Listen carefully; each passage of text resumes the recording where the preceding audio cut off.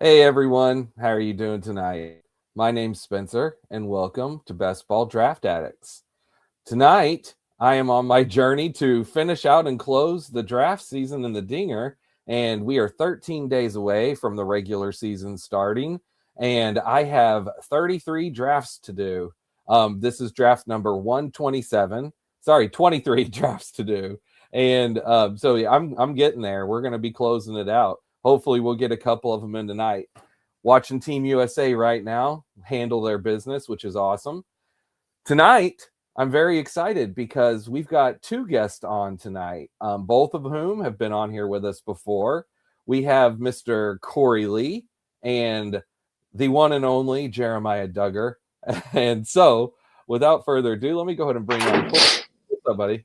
Hey, how's it going? Oh, doing good. How you doing tonight? Hey, man. Happy to be here. You ready for this? Oh, I'm fired up. Can't Oh, wait. man, pumped. I couldn't sleep last night. Definitely I not bet. because of my kid or anything. So Team USA, it looks like, I don't want to jinx them, but looks like they're about to take home the game here versus Canada. Tell me, in your estimation, what are the chances we have against the Dominican? I mean, miracles happen, right? No, I mean, God, that team is just like unbelievably crazy loaded. Like, so I don't know. It'll be fun to get that far, and all you gotta do is make it to the dance, right? That's it. Just got to make it to the dance. That's what the Cardinals have been doing for years. It's just we just got to try to get in there, and then maybe we get lucky. They have just sneak in and then hopefully get lucky. Yeah, just like what happened in 06 and 11, let's just repeat that every year until it hits. Yep, exactly. So tonight we're going to be jumping in here in a few minutes, everyone. So anyone giving in a minute or two here to let people get logged on, and then I'm going to jump in, see where the draft room's at, and we're going to get a draft going. But we have a third member to add in tonight to the show, and the third member of tonight's show is Jeremiah Duggar. And Jeremiah, Cory, has a special entrance that he prepared. No. Oh my God! If anyone doesn't know, Duggar finished third in the Dinger contest 2 years ago. So here we go, everyone. Long ago, in the wild lands of Underdog, many men entered the draft, but only one became legend. His mind sharp as steel, his draft board feared across the realm. While others panic when the clock runs low, Duggar simply smiles. For he already knows. And when the name appears, the crowd already expects it. Jack Caglio!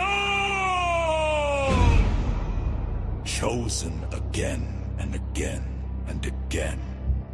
And when the mighty Dinger contest shook the kingdom, Duggar stood among the elite, finishing third! Not a failure! A warning! For legends do not chase glory. Glory chases Duggar. The greatest drafter in the land of Underdog! According to Duggar. Well, who did that? I hope you're happy. What happened? I blacked out. Cory, how much did you love that? Whoa, that was a lot. I was not ready for that. But yeah, it's all accurate. It's like every bit. Every bit of it's completely 100% accurate. It happened.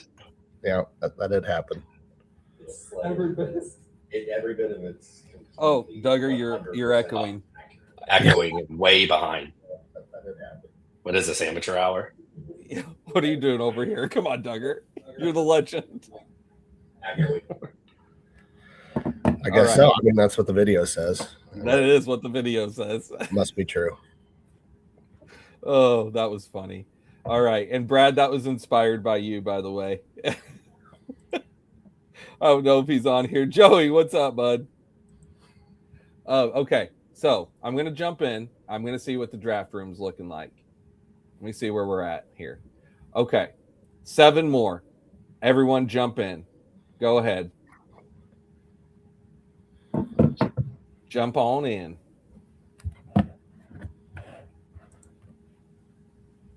All right. I miss you, Cory. Yeah, I miss you. I'll see you next weekend. Can't wait. One more to start. Want you to be front and center when I take old Ron. Yeah, that one's gonna sting a little bit. I mean, I'm assuming that maybe Doug, maybe he goes another direction. Man, back at the end. Right there. All right. Gross. No, yeah, we're back to back. It's fun. I mean, Love it. Reminds me of. Never mind. Okay. We said we wouldn't talk about that. So let me go ahead and run through the draft board here, guys. So who we got in here with us tonight? So Joey got pick 1. I got pick 2. I see Big Mo at pick 9, Cory at pick 10, and Duggar at pick 11, like you said. And anyone else who is in here, let me know. And for any of you guys that didn't get in, all right, hey, nice. So Nap God, he says he's taking a break from fantasy football. Well, Bud, glad to have you here. This is Welcome. The perfect time. By the way, USA, I hope I didn't jinx him, but Bo Naylor just hit a 3-run homer. I hardly even know. And he's 1-7. All right, so I'm up here, pick 2. This is easy. This is grab another judge share. I mean, as we're moving along here, I mean, I have so much more Ohtani than Judge, but at this point, it just is what it is. I'm just going to grab Judge whenever I can. So with you guys having pick 11 and 12, Cory, remind us, or 10 and 11, remind us how many this is for you, because Duggar, you're over 50 now, right? Correct. And Cory, this is your 5th or 6th, right? Let's see here. This was number 6. This is number 6. All right. Ooh. So we've got well, Cory. Hashtag football guy. Cory, I was going to say, Nap God, Cory is a football guy, and us dragging Cory away from football just for a minute to look at baseball is a thing of miracles. If the Chiefs would have won the Super Bowl again, he wouldn't even be here with us tonight. No, that's the last 7 years I haven't cared about baseball until the day of the draft. But the day of the draft, that's it. Literally. Yep. Well, speaking of, you are up, sir. Yep, I'm going to take that Tatis fella. I've heard good things. Yeah, I hear he's pretty good. He's one of those Dominicans that are going to give the U.S. tons of trouble. Yep, he's good. Duggar. I dabble in the baseball, best ball, but I more of a home league guy, and I dominate that. Oh man, I don't like going double infield, but man, that's a fun start going Ellie Jose. So we're gonna try it. That is a very fun start.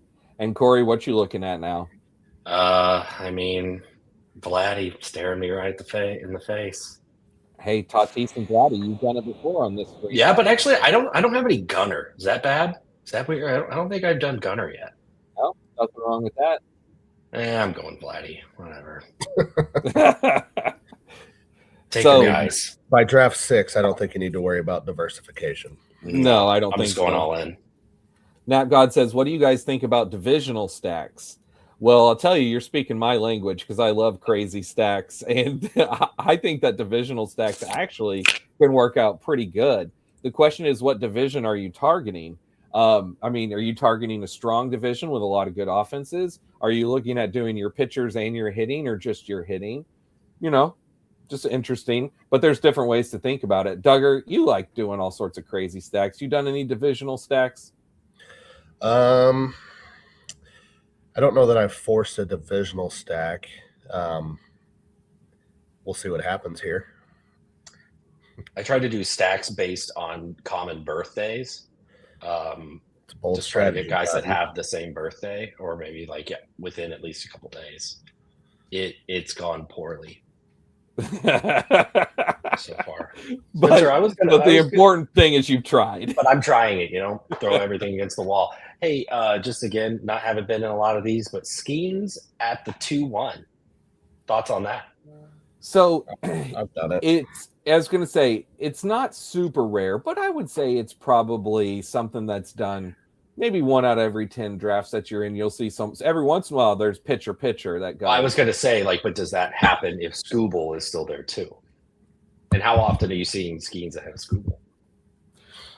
Oh, man. Well, honestly, Skeens ahead of Scooble is really according to each drafter, but normally it goes ADP Scooble.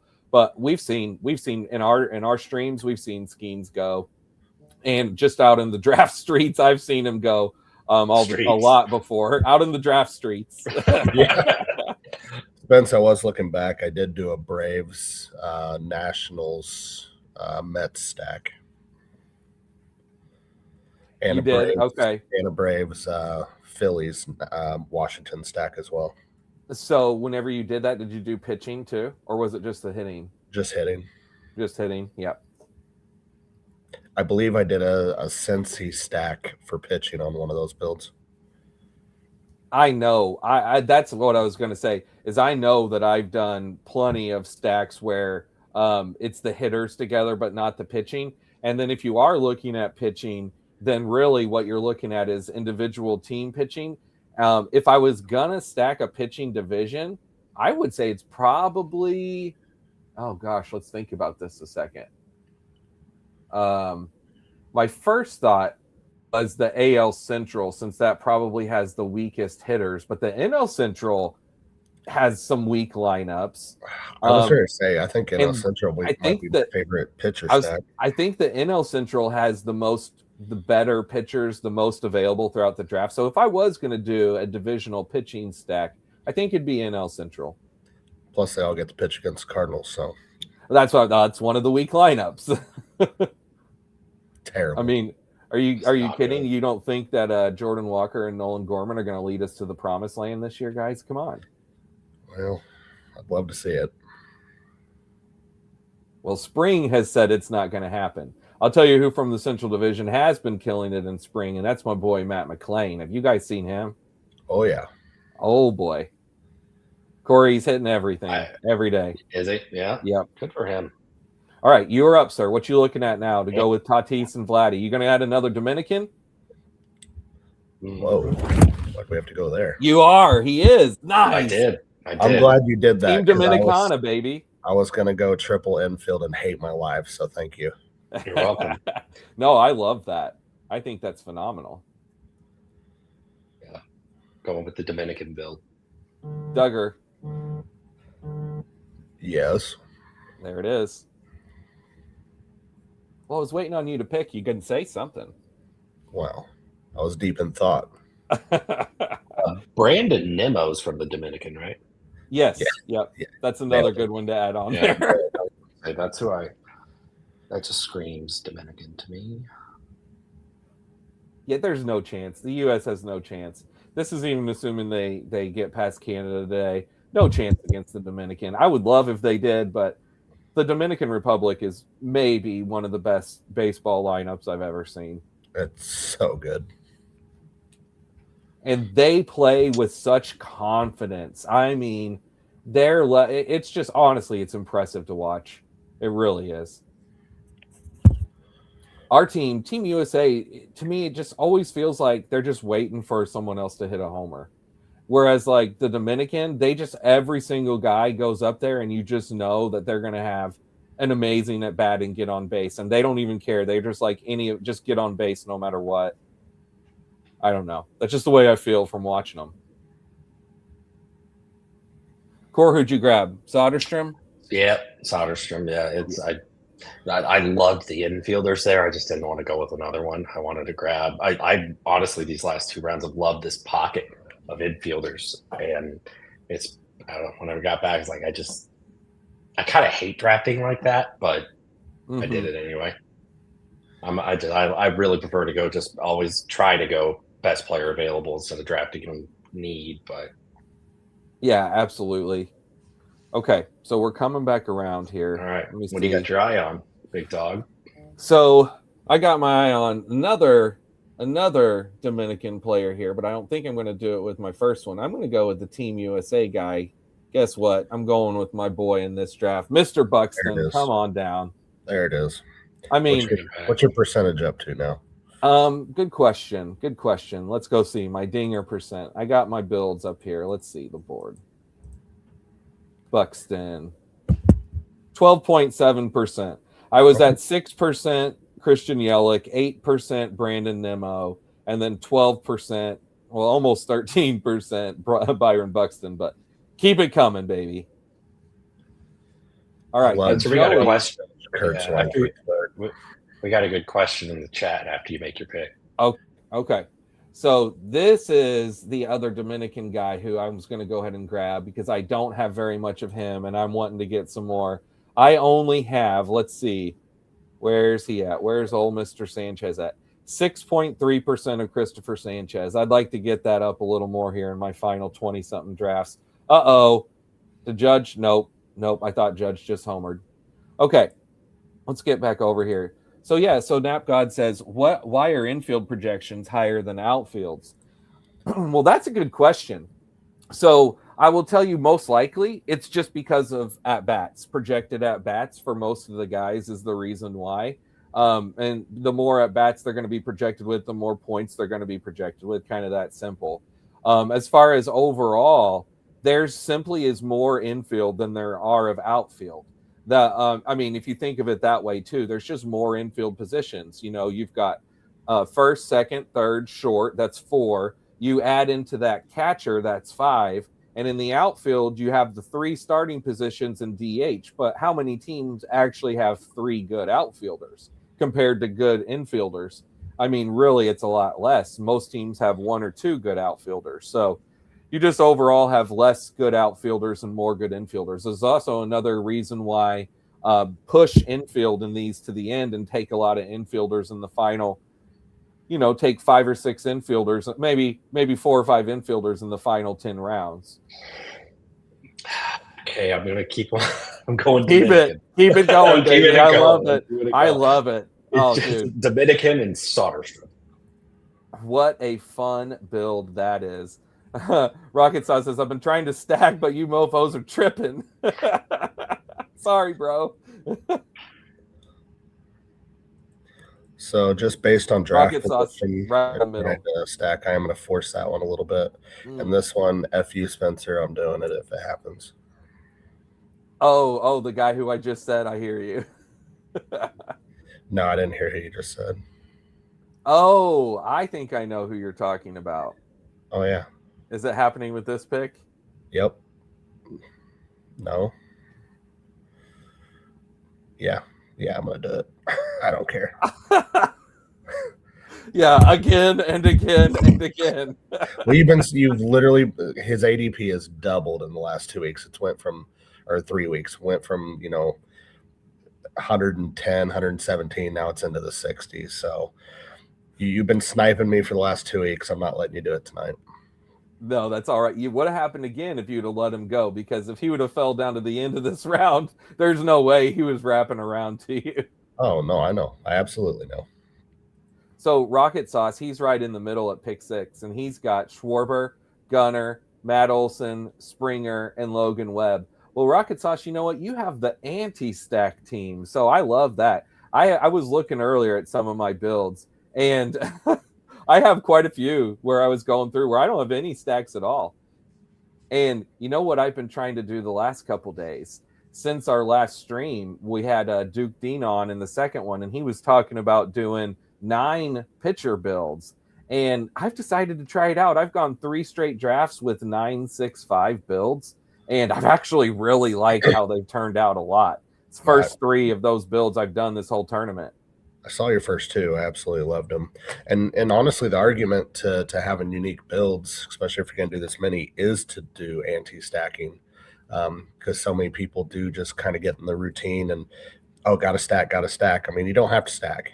You have obviously. I didn't stack anything. I think on my team, so it's fun to stack. It's kind of like it's fun to draft. Like for me, Exactly. stacking, yes, but sometimes I like that it makes the decision for me too. Like if I'm stuck on a couple of players, 2 or 3 or 4, whatever it is, and I'm like, well, I just when in doubt, go with the stack.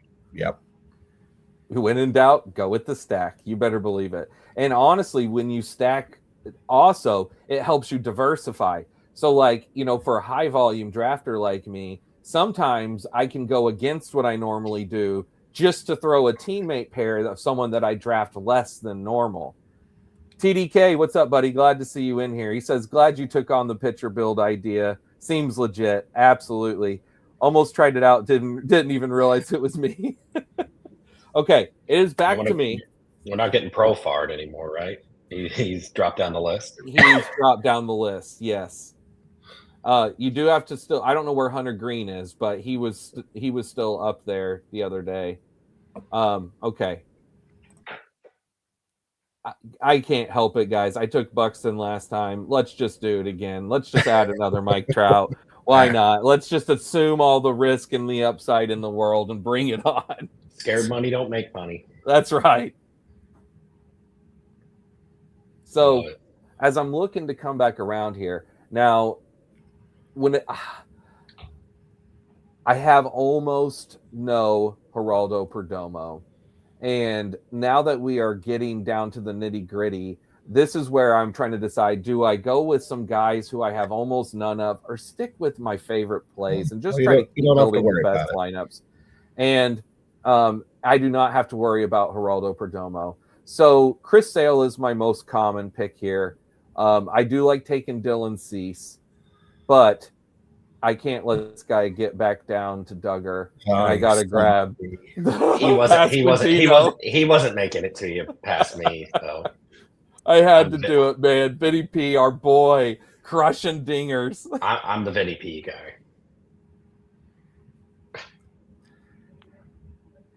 This is a great question right here. How are you stacking pitching in late rounds, 4 of the same rotation?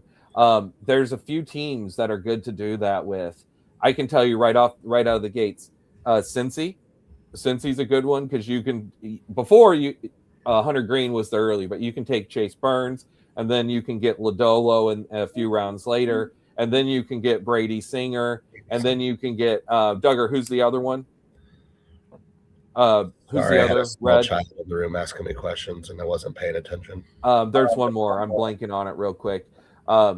Andrew Abbott, Duggar's boy, Andrew Abbott, the opening day starter, and they all go late. The Cubs, that's a rotation that you can build late, and it's good. Both of those are NL Central. Those were ones I was talking about earlier from a division that you can stack late. So those are just 2 team examples. I know there are others. Any more that jump into your mind, Duggar? No, it's really NL Central teams. Oh, Texas is a good one. Texas. You can actually build Texas throughout the draft, and I like them because Leiter goes later, Eovaldi goes later. You don't have to spend up to get DeGrom. Yeah, Canada is making a run. Dang it, Joey. I know, I see it. There's 2 men on and no out. My gosh. Okay. Back to you guys. What are you looking at? I just took Lou Bob. Got me some boring Quan. Yeah. But since I swung for the fences with Caglione.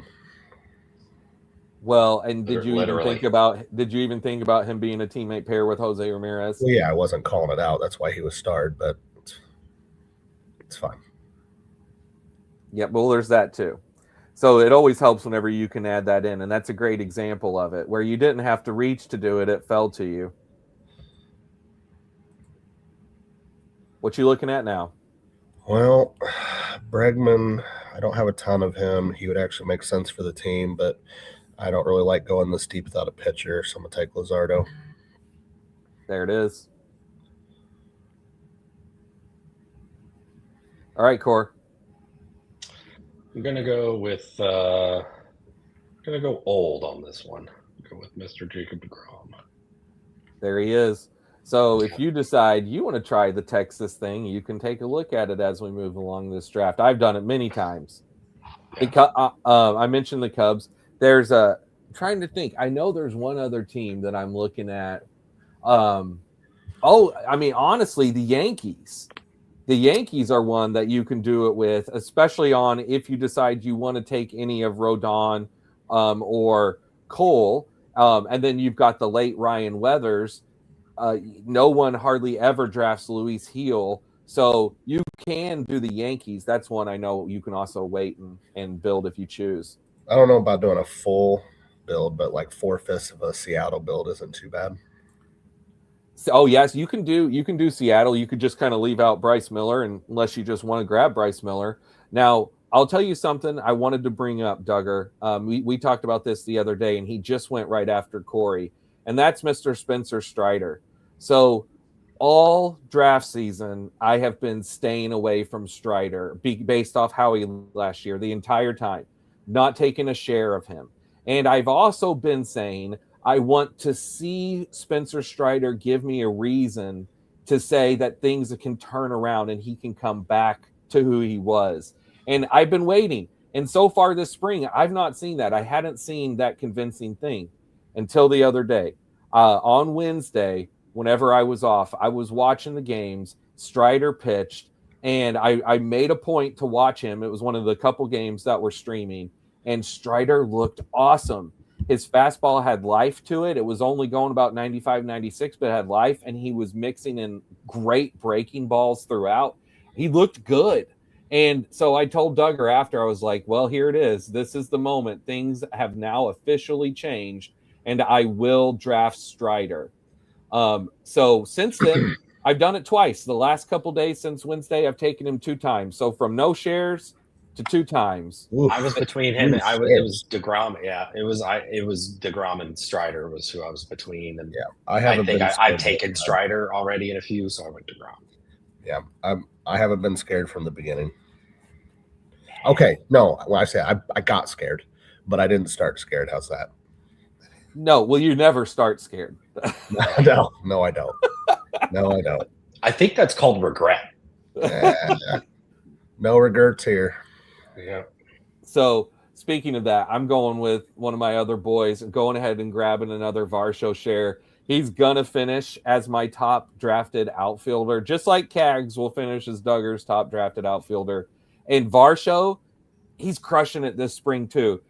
He had 2 home runs today. Boy, does that make me feel good. But we got to carry it over into the regular season where it actually matters. Right now, all it is just inflating the mindset of like, ooh, I've been right on Varsho, but it doesn't mean anything yet. He's got to stay healthy. That's a big part of it. If you're willing to risk it for the biscuit, Spence, I think Miami's also another interesting pitching build team. Oh yeah, good call. Good call. That's a good one. Especially now with the emergence of Max Meyer looking good, and that's a late round pick that you can throw in there. Yeah. And you can go with like a couple rookies that are almost always available in the last round, and Thomas White or Robbie Snelling. So if you want to add one of them and wait on. So yeah, that's another good point, Duggar. I appreciate that. Because I love starting with Yuri. Yuri's one of my highest drafted pitchers. And he's looking awesome too. Oh yeah. Yes, man. Okay, coming to you guys. What are you looking at here? What are your builds and what are you thinking? Cory, start with you. Right now, I've got a 2-2-4. There is a decent pocket of pitching here that's, but I think I'm going to go a little crazy here. Ooh, let's see it. Connor Griffin. Yeah, you said I get my. I don't think I have a share yet. So, and you have O'Neill. Lock him up. Yep. So there's a teammate pair, and that opens up the possibility for Marcelo Ozuna or Brandon Lau or Ryan O'Hearn if you want to add another Pirate. If you're into those guys in mind. Duggar, what did you end up going with there? I went with Mr. Mackenzie Gore and also going Yuri Perez. Double tap. There you go. So you waited and you started with Luzardo, Mackenzie Gore, and Yuri Perez. That's pretty good after waiting. I like it. If I can push pitching to round 8 and still have 3 pitchers of that caliber, I'm good with it. All right, Core. I'm going with my guy. Going with the Miz. The Miz. Yeah. So here's the situation in the game. It's 2 runners on, second and third, 2 outs. Bednar's pitching. Owen Casey's up. And the pitch. Let's see. It is foul ball.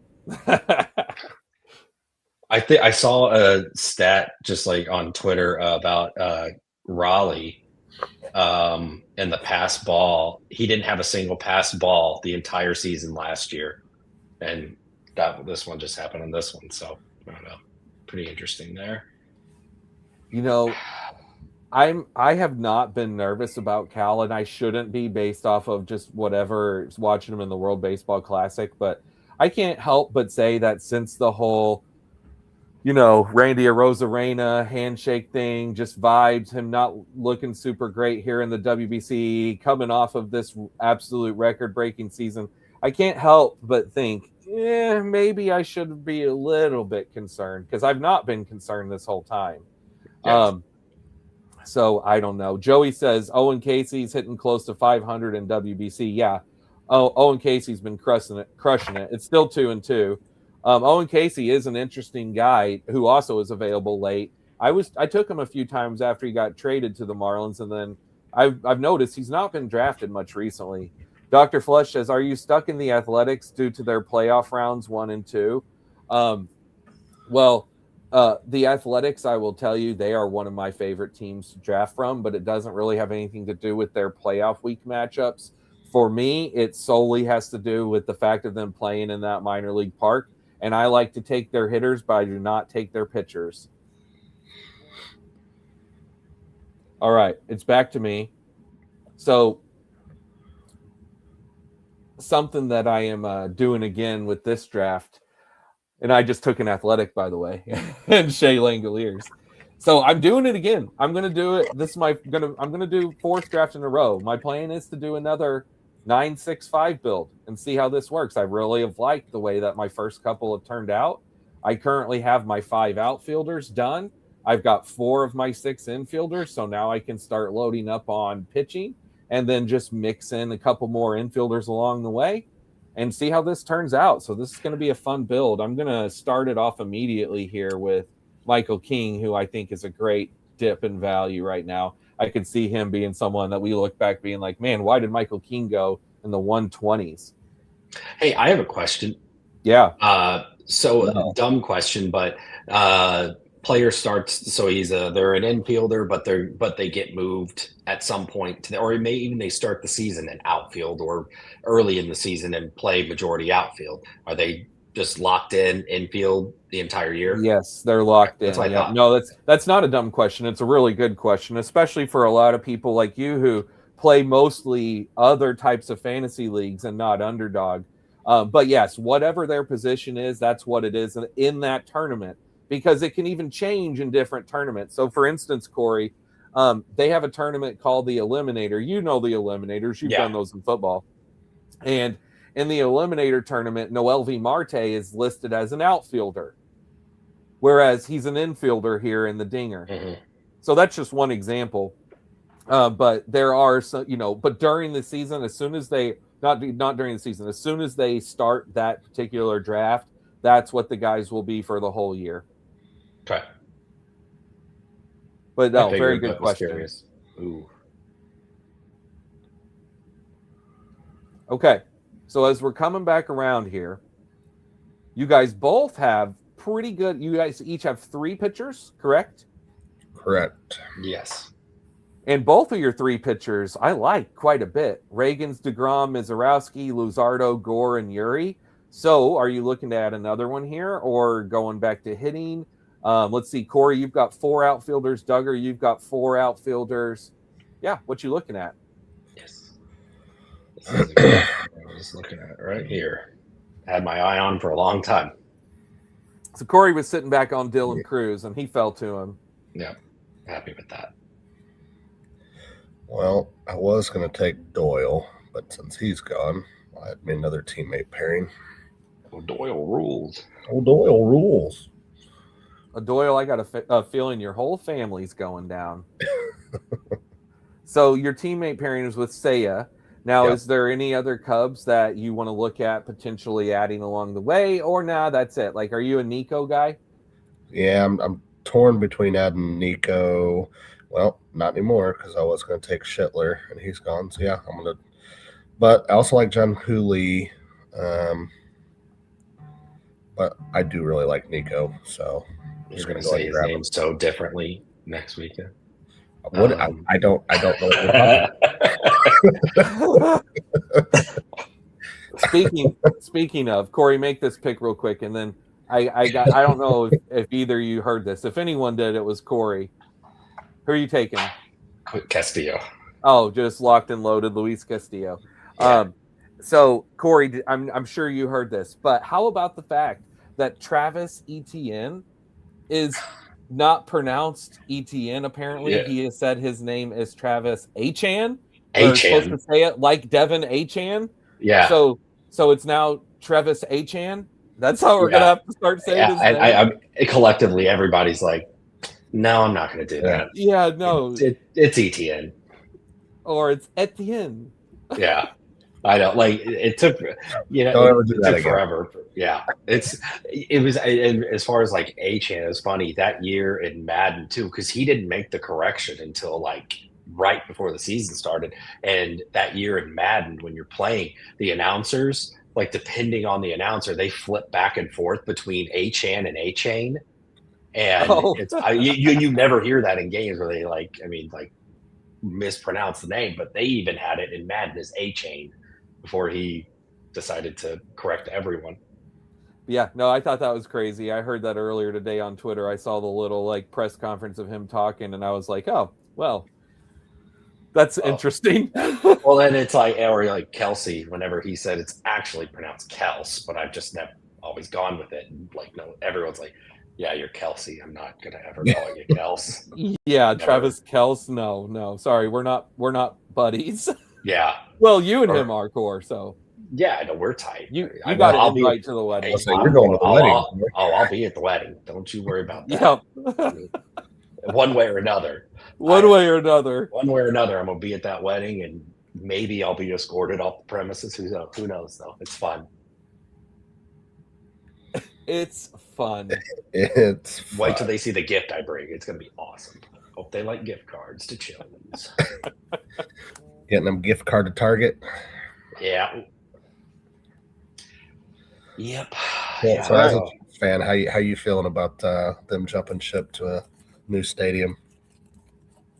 Oh, Chiefs. I hate it, and it's not even the nostalgia part of it. It's going to end up being a huge money grab. It's, they're moving over to middle of nowhere Kansas. Like people are gonna expecting that they're gonna have the roof and everything, and they think that they're gonna get all these Super Bowls when they're not.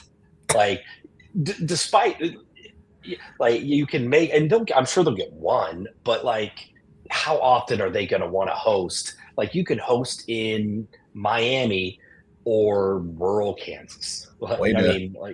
Way to piss off all our Kansas viewers, but they get it too.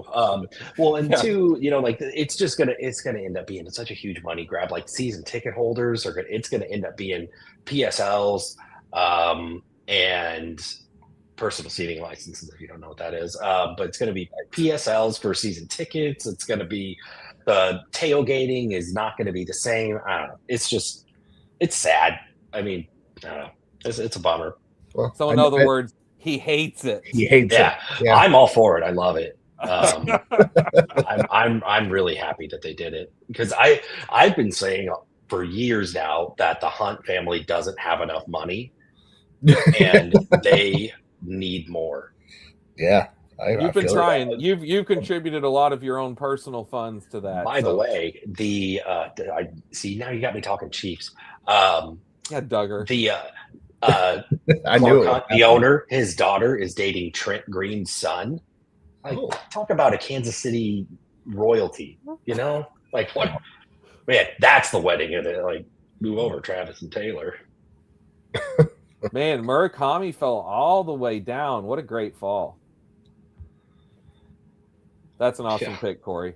Thanks, man. I almost took him with each of my last 2 picks, and I decided, no, I don't need an infielder yet. Let me go ahead and grab the pitchers now. I love drafting Murakami. Yeah, no, this is my first share. So I was like, that was a no-brainer for me. Just, trying to diversify. Duggar, you get that you get that McDuffie jersey ordered yet? Oh, it's on the way. Don't you worry. I'm gonna wear it to draft day. Corey is what? Go ahead. That's a signed Mahomes rookie card. I think he says. Oh wow, that's legit. That's awesome. 1 of 100. That's super valuable. Yeah, that's awesome. Jelly. I just saw just to my what I was talking about Cal Raleigh earlier. Oh, Jesus. Okay. Go ahead, Duggar. No, it's fine. It's fine. I was gonna go sell Stewart. Oh, an old boy on the end here got me.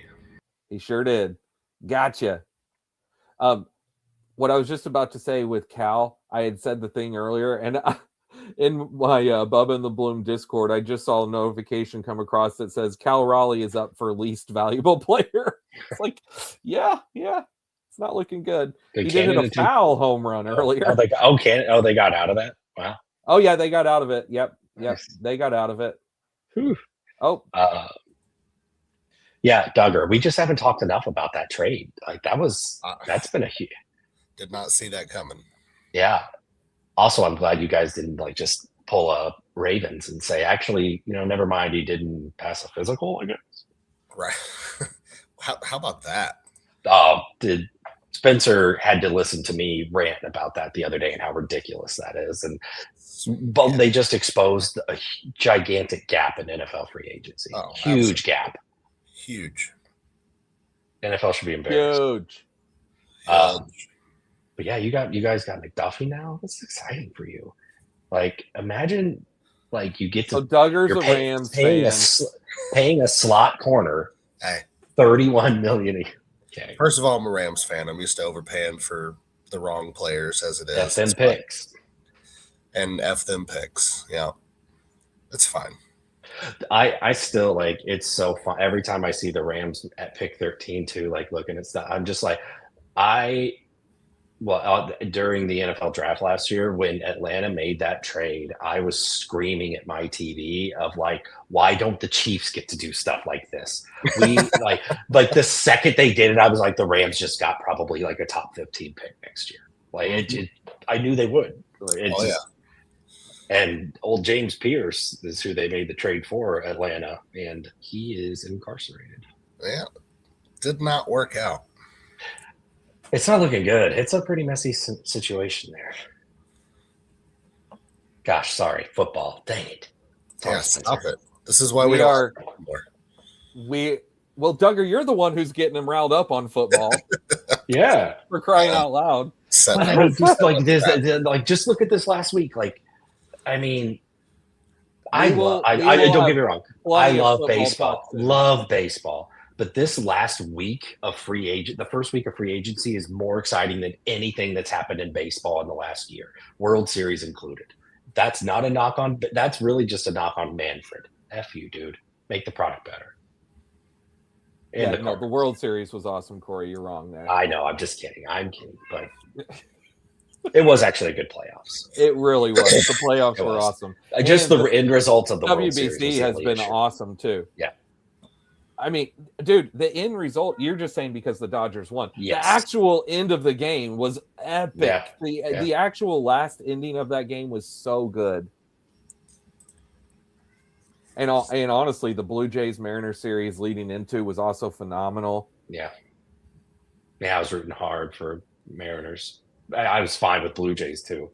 But so just for anyone who knows or who doesn't know, we're going to be jumping in and doing a second draft after this. But as we are coming towards the last quarter of this one, what are you guys looking at here as we approach round 15? Corey? Actually, let me check my build really quick. Oh yeah, I can do. I am going to grab Ezekiel Tovar. There it is. I Yeah. like me some Tovar. Yeah, I I'm a draft Tovar Tovar a guy. good amount. Yeah. Duggar grabbed Jack Leiter. Love me some Jack Leiter. He's one of my biggest breakout picks of the year. Duggar knows this. We've talked about this a ton. He looked really good in his last spring start. I was looking at some highlights of that too. I think that was yesterday, or maybe that was earlier today. No, I think it was yesterday.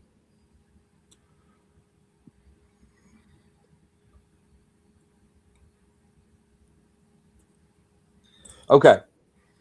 Duggar, what are you looking at now, bro? Another outfielder. I'm looking something up on the depth chart. Well, I was going to say, you better not get Profard here. I wasn't going to get Profart. I'm not an amateur. Did you not listen to my song? What's the, oh gosh, dang it. It's Glory. What's the line? Legends don't chase glory. Glory chases Duggar. That's it. Yes. Glory chases Duggar. Yeah.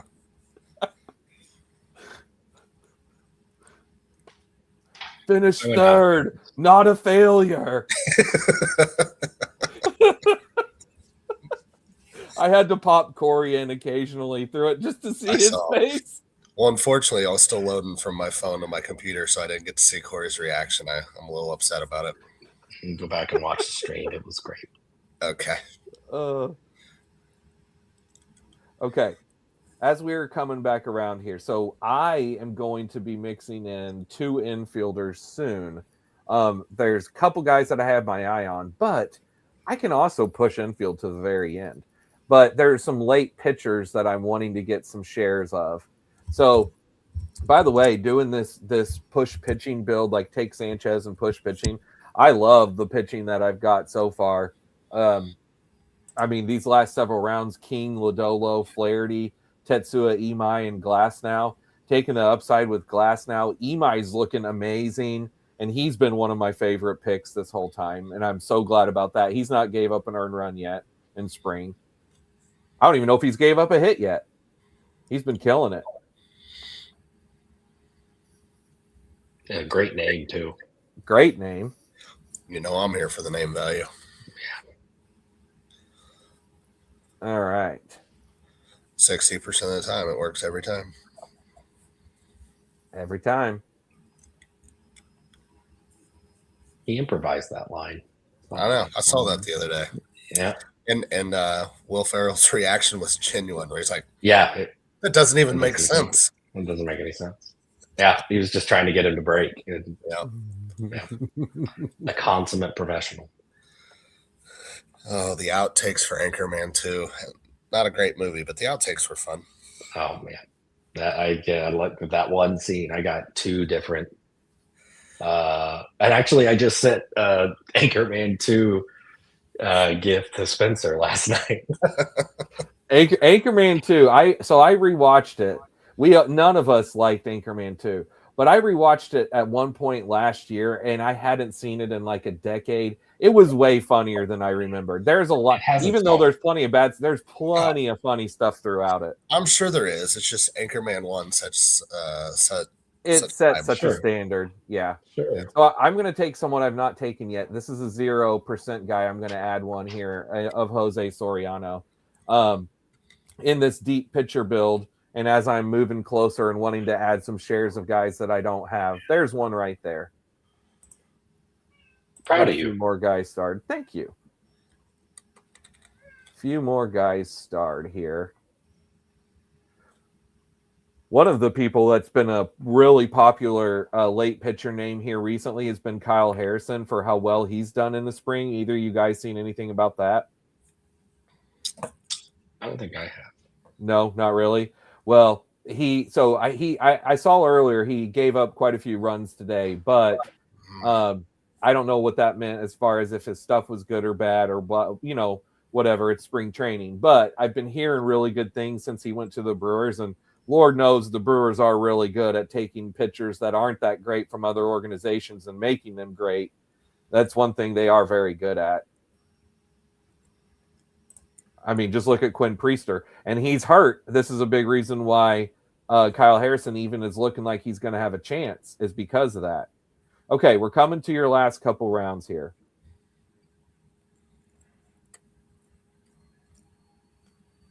What are you looking positional-wise to fill your teams out with? Well, I need at least one more outfielder, but there's nothing that I love, so I'm going to push it. Duggar, what's your build going to be? Traditional. Actually, you know what? I'll take a gamble on maybe a post-type sleeper. Cam Smith. I like it. Yeah. So you are absolutely right, Rocket Sauce. There's no doubt. Let's hope it's more than just the spring. Otherwise, it's gonna suck for me.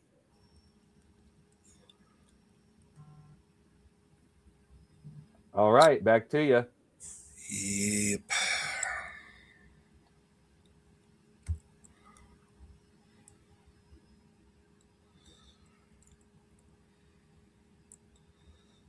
I think I'm just going to go ahead and... Normally, I like to get infield last, but I'm just going to go ahead and lock up infield now. Of course you did. Yeah. Grab another pitcher here.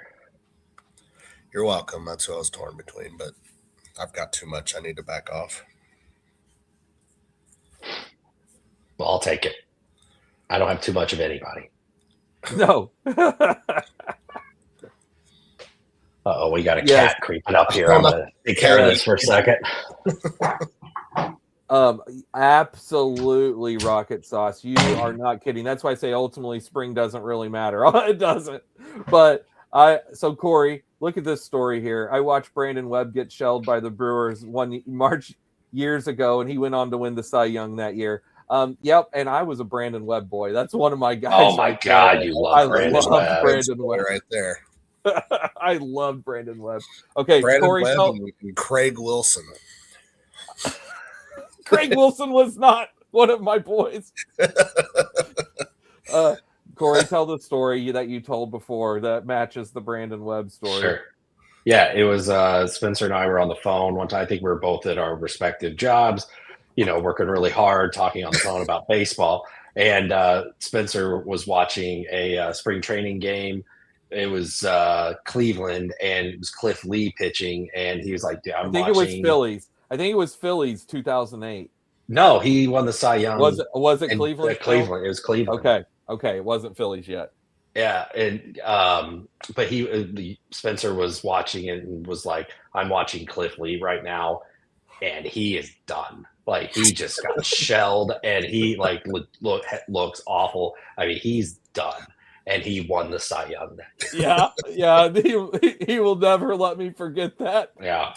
For years, bring up anytime I say anything about a pitcher. Remember when you said Cliff Lee was done? Yeah, done.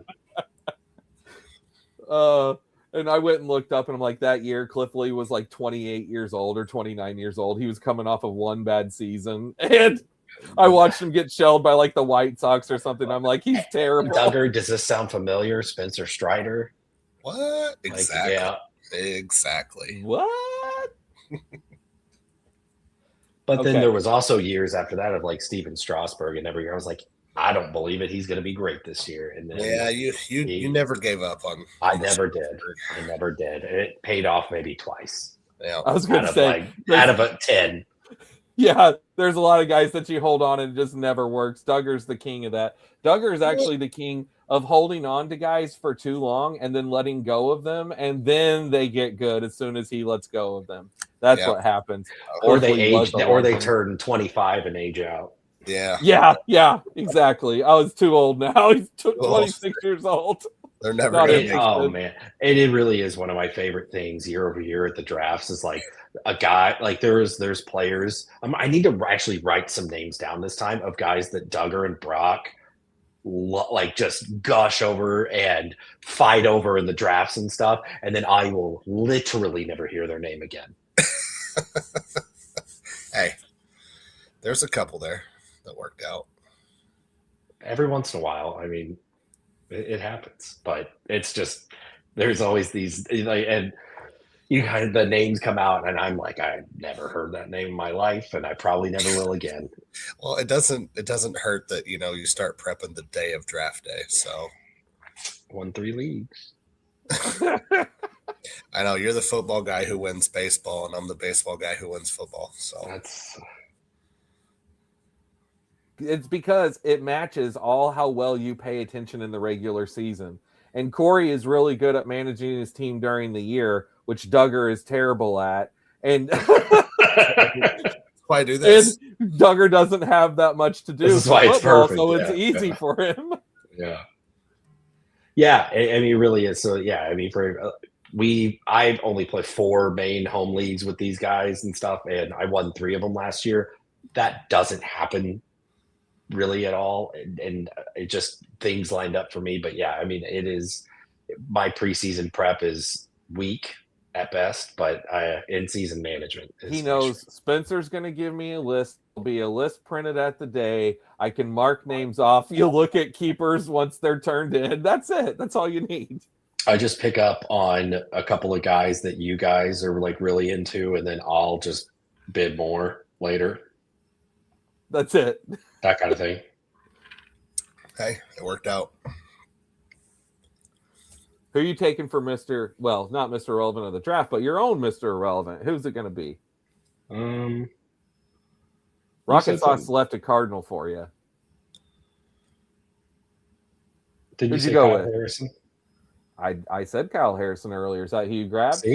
See, that's what I do. There it is. Watch him be an absolute monster, and I won't have a single share, but because I mentioned him. Yep, you mentioned it. Cory, proof is in the pudding. The proof is in the pudding. It really is. Could have said it better myself. Have we ever brought up that's how we name team names in baseball and football? You have, but go ahead. No, that's fine. Duggar, you're the king of retelling the same story over and over. Just go ahead and do it. No, that's why I asked, because I'm not going to do it. I'm trying to turn over a new leaf. That's the other day, you never turn over a new leaf. The other day, that kid for the Cardinals that hit the 2 home runs in his debut or his first 2 home runs or whatever. What's the kid's name? You know who I'm talking about. Baez. Yeah, is that it? Maybe. Are you talking about Joshua Baez? Sure. Max texted me and was like, our friend Max texted me and said he looks like like the swing, everything like reminds me of Cargo. And I was like, I got a funny story about Carlos Gonzalez. Oh no. it's just every time, like I hadn't heard that name in a long time. I was like, oh yeah. Funny enough you mentioned it. And then I told him what happened. Yeah. I'm not familiar. Yeah. It doesn't happen often in a draft where you try to draft the same player in back-to-back rounds, but I think it was actually 3 rounds. Actually, yeah, you're really good. Yeah, well, we've all had those. We've all had those moments. We were indulging a little. I'm pretty sure that I once tried to draft Brad Brock for like 4 consecutive rounds. So yeah, you did. The Brad Brock instead. I don't remember that night, but I've been told. I have video proof.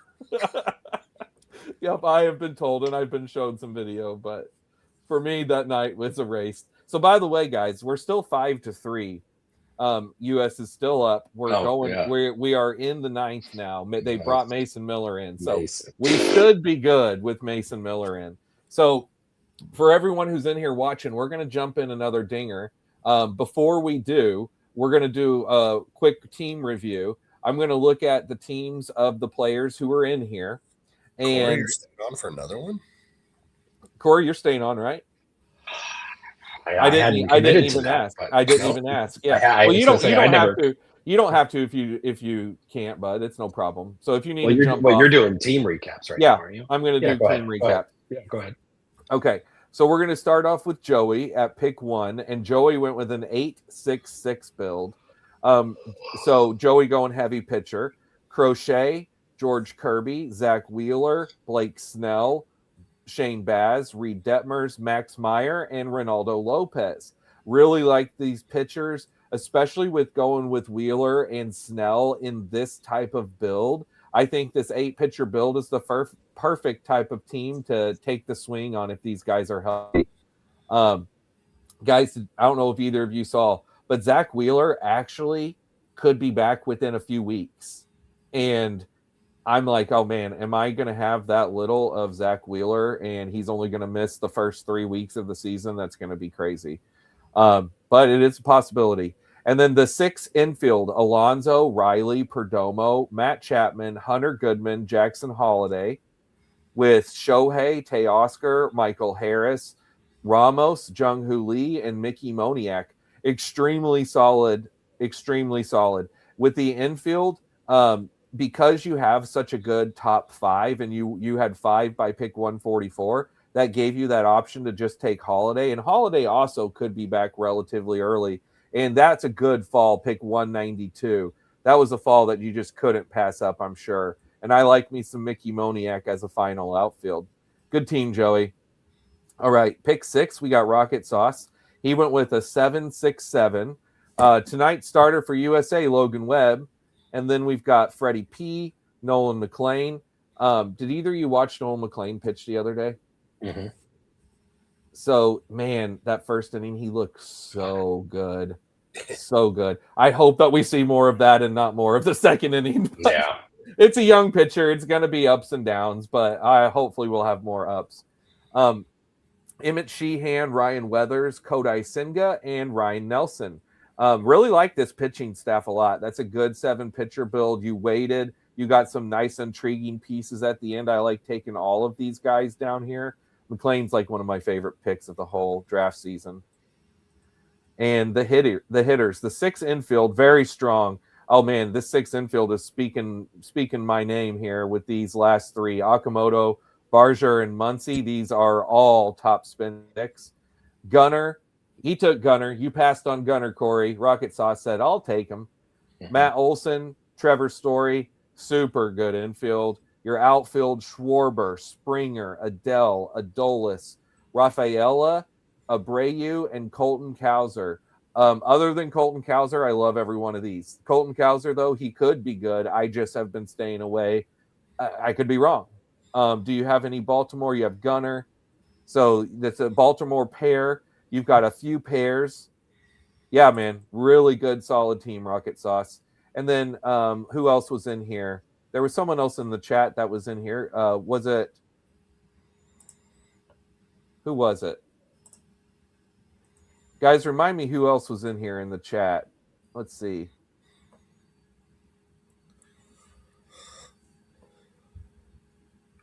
What's the guy? Did you do the 1-7? That's it. It's Nap Ball. That's it. Nap Ball. 7-6-7. All right. Logan Gilbert, Kevin Gossman, Chase Burns, Hunter Green, Bybee, Amonica, and Matthew Boyd. So was this Hunter Green? Was that an auto, or was this a pick that you made there? So I took Hunter Green the other day as my 7th pitcher, and I almost felt bad doing that. That was on our stream the other night. I just felt I couldn't help it. It was like pick 190 something. I mean, he's going to be back probably in July, so hopefully he's good down the stretch. That's what I can say there. But we'll see about the Hunter Green. Other than that, really like all your pitchers. You've got some really good innings eaters here at the end. And honestly, the top 2 are good innings eaters as well. So just really swinging for the upside with the 2 Cincinnati guys. Bryce Harper, Josh Naylor, Bregman, Wilson Contreras, Christian Walker, and go ahead, Duggar. Josh Naylor? Yeah, hardly know her. There it is. All right. Whenever we started the Naylor hardly know her, that went on for like probably every draft for like 5 years in a row. I don't know if I've ever laughed harder over something so stupid. And it was all from the Office reference, of course, because of Michael Scott being like, Baylor, I hardly know her. And well, no, it was yeah, but no, an ER. Yeah, because it was like the first one I ever heard was Doug Fister. Yeah, yeah, but I know. But the whole point is, it was a reference to Michael Scott. I hardly knew her. And then I like where I said, I think it was Kepler. I hardly know her. Oh, there is and that's when Kepler. it fell off the rails. Yeah, and something gets going off the rails for us. It's hard to jump back on. Mason Speaking Miller of, with the 3Ks. oh, Closing look, it out. Mason Miller is such a beast. I mean, in my opinion, that's the best closer in baseball. All right, Julio, Churio, Arozarena, Yelich, Willie Castro, Chandler Simpson, Dominic Canzone. Like the triple Seattle thing you got going here. Let's see, you didn't have any other Tampa pieces to grab Chandler Simpson or Colorado to grab Willie Castro. But other than, I like Willie Castro. Not big on Chandler Simpson. That's another one we'll see. I could easily be wrong on. Very interested to see what happens with Chandler Simpson this year. Let me just say, it's not big on Chandler Simpson. It's just in this format. Correct. Thank you, Duggar. Yeah, here on Underdog. All right, Cor, you got a 7-6-7. Tell us about your team. What do you think of it? Yeah, I mean, I like my top five. I mean, I know Reagan's he's healthy right now, so I didn't have a share yet.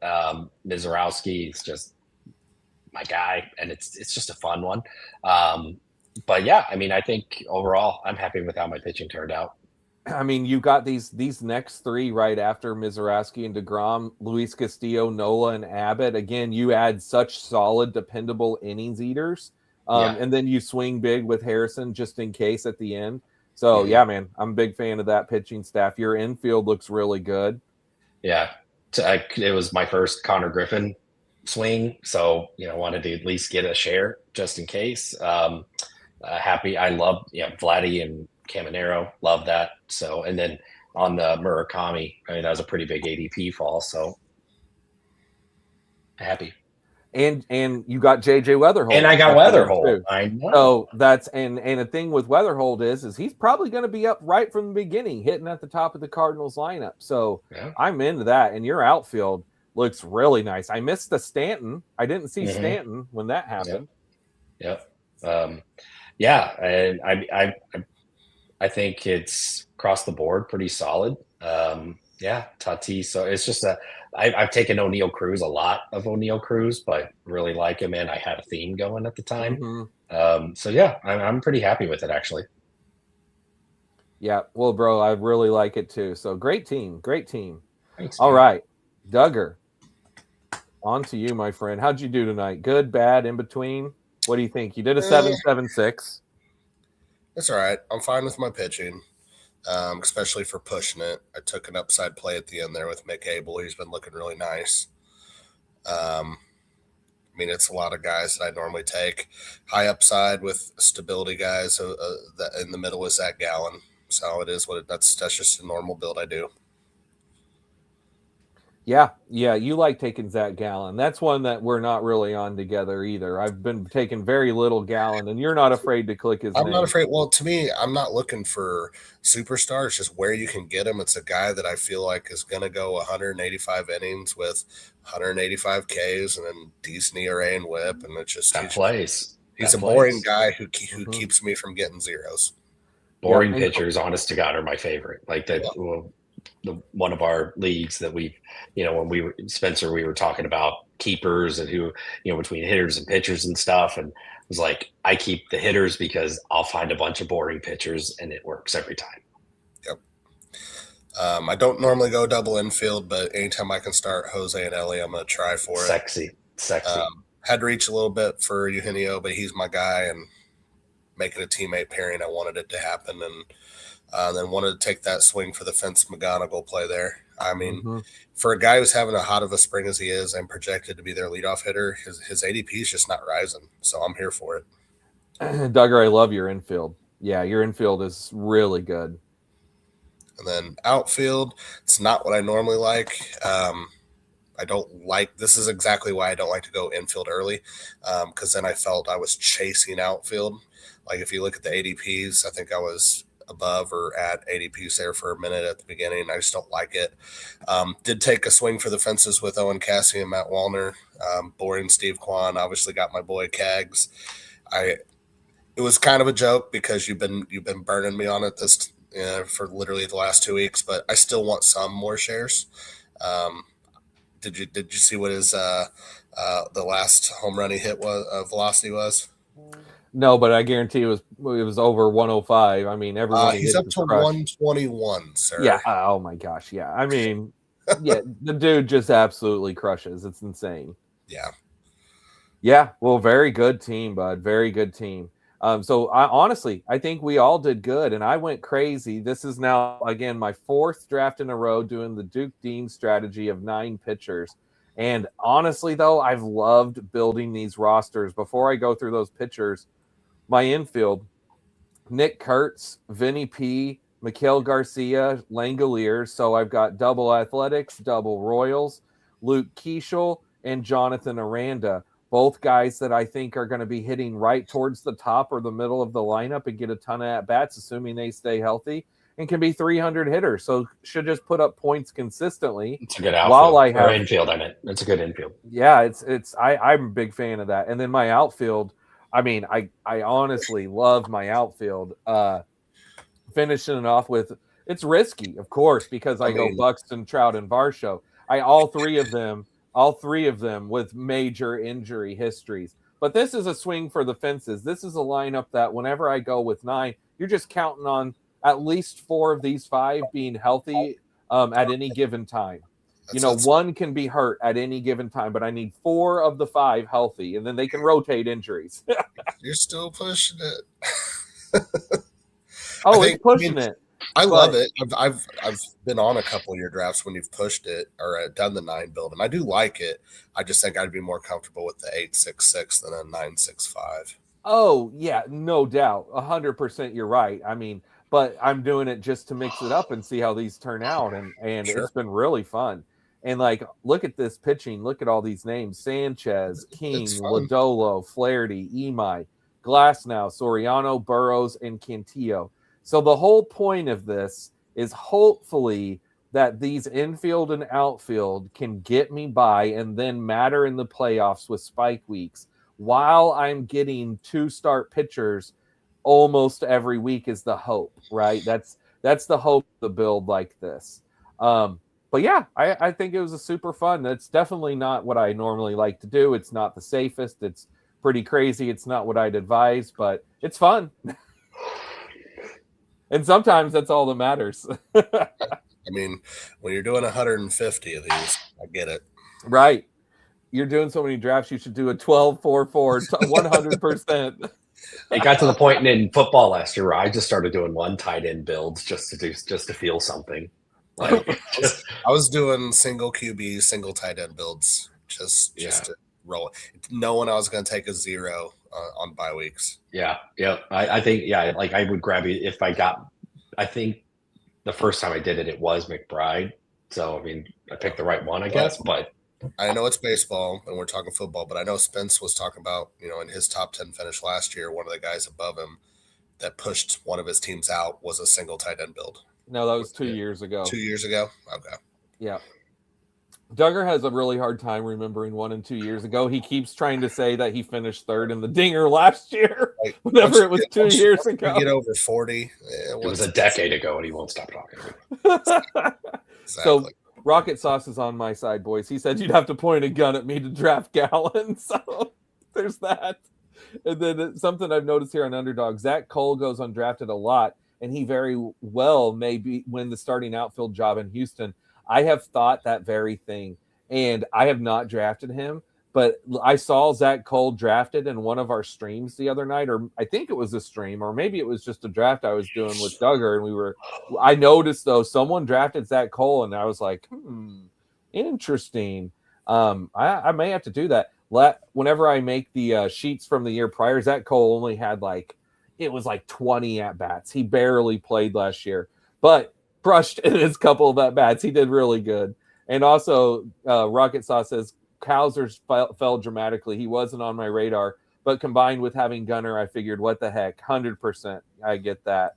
And then finally here, you guys love football. Humble brag, I finished 20th a couple years ago in Best Ball and Underdog. In the Best Ball Mania, that's still finishing in the top 20 of any football tournament is incredible.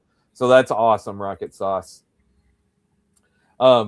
So, Cory, What's the word, my friend? Oh my You god! staying on? If we're gonna do it, it's got to be now, and I'll probably be. I won't be able to stay around for the recap? for the Okay. recap. I'm Okay. the kiddos were up early this morning, and your boy is struggling. So Oh my gosh. no Okay. excuses. Play like a champion. No excuses. For any of you guys who want to jump in this, get your fingers ready. Okay, I'll do it first just to make sure it doesn't fill as soon as I click the button. And then I'll tell you where we're at. 7 more, same as last. Go, go, go, go.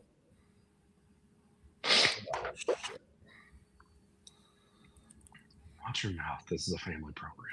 Duggar, come on. Sorry. What was that? I had to put some more money on my account. You know, 35 grand goes fast. it goes fast. Yeah. Rocket Sauce, 677K entries, 20th place, 10K. Yep. And then the following year, 20th place was 100K. Oh, Of course it was. Of course it was. Yeah. What's third place this year? 75K. I think third place this year is 75K. I think it's 200 to first of this tournament. Yeah, let's go look real quick. Yeah, 200 to first, 100 to second, 75 to third. And Duggar, when you finished third, what'd you get again? 35. 35. Yeah. It's all right. It's best $8 I ever spent. Just the Skeens will take the mound against Dominican Republic in semifinals. Oh, That's a big one. really? Yeah. Okay, so you're saying there's a chance. I said earlier there was no chance. With Skeens pitching, there's a chance. I'm glad to know that. I didn't know Skeens was going to be pitching for us. All right, guys, we're at one more to start. One more to start. And we're going to get this thing a-rolling. Rockstar, you guys know way more than me about NFL. My brother told me to draft 2 rookies on the Rams that year. I did so well. Their names Puka and Kyron. Well, buddy, if you're Duggar, Duggar will draft someone solely based off of if he likes their name. It doesn't matter if he knows anything about them at all. If it's a good name that strikes his fancy, he will take them. And Puka, being on his favorite team, he was all over Puka. I drafted all the Puka to the point where you were literally trying to get an intervention for me to quit drafting Puka, and guess it kind of worked out for me. It kind of worked out. All right, so look at this. Cory number 2, Duggar number 3. There we go, Cory. Back to back drafts that Cory and Duggar pick right next to each other, with Cory picking first, and me at the opposite end of the draft again. So who else we got in here with us? Rocket Sauce, we've got at pick 8. Joey at pick 7. Big Mo again at pick 6.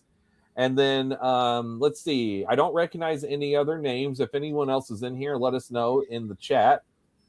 I see right after me at pick 11 is Hey. Right.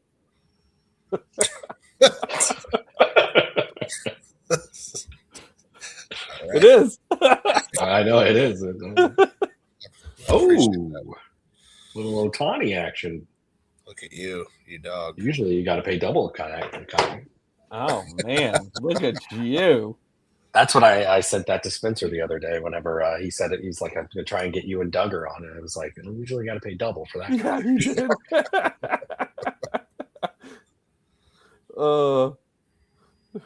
Rocket Sauce says, "My buddy didn't draft Puka because he pronounced Puka in his mind as puke." What a moron.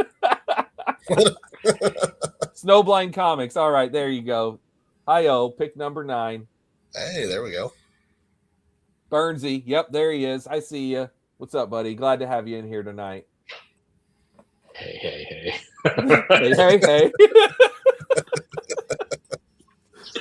Every once in a while you come across like a good name. Oh, man, I know. Hey, Spence, we did one the other night. Do you remember what it was? Oh, it was pretty good.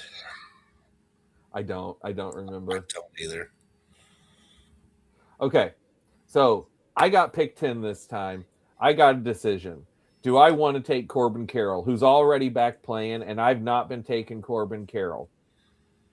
Or do I go with, really, in my opinion, a better pick with Jose Urelli?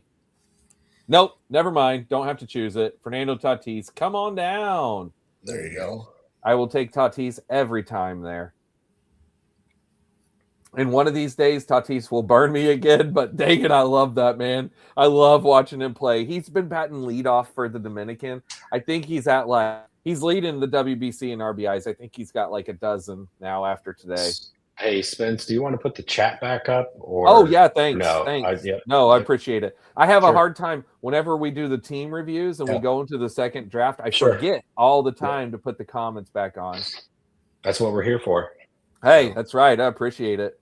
I'm Rocket Sauce says, I flip a coin and take either Julio or Tatis. Well, see, Julio wasn't there. If Julio's there, yeah, it's a coin flip because between Julio and Tatis, but between Tatis and Corbin Carroll, I'm taking Tatis myself.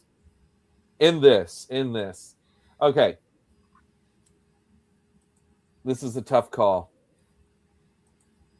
Is it? It is because I want to mix things up.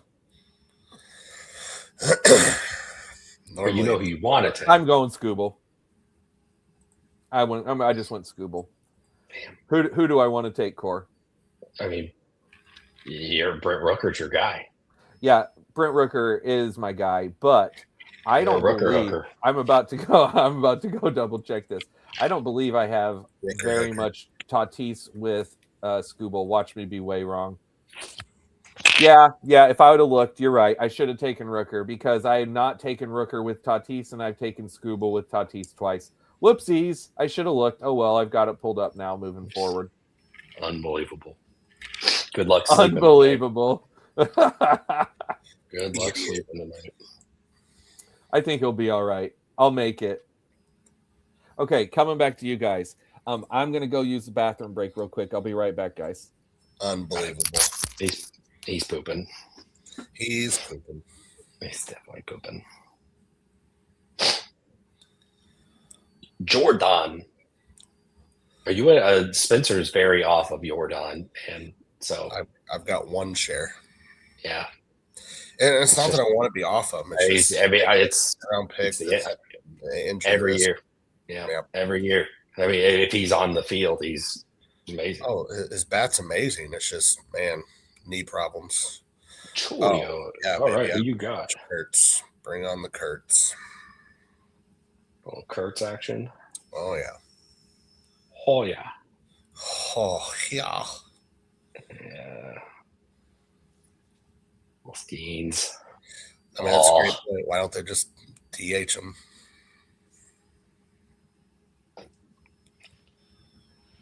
How wild would it be for me to go Crochet? That's not wild at all. I take Spencer's got a ton of them. I'm not afraid to take him. So. But go Skeens, Crochet. Oh, there you go. No, yes. I mean, Spencer's all in on going double ace. I don't do it a ton just because I feel like I'm chasing positions for the next 4 or 5 rounds. Sure. But I get it. Yep. Oh, it's me. Whoops. It is you. Quit talking. Spencer's back. Quit talking bad about him. All right. I got him there just in time to stop you guys.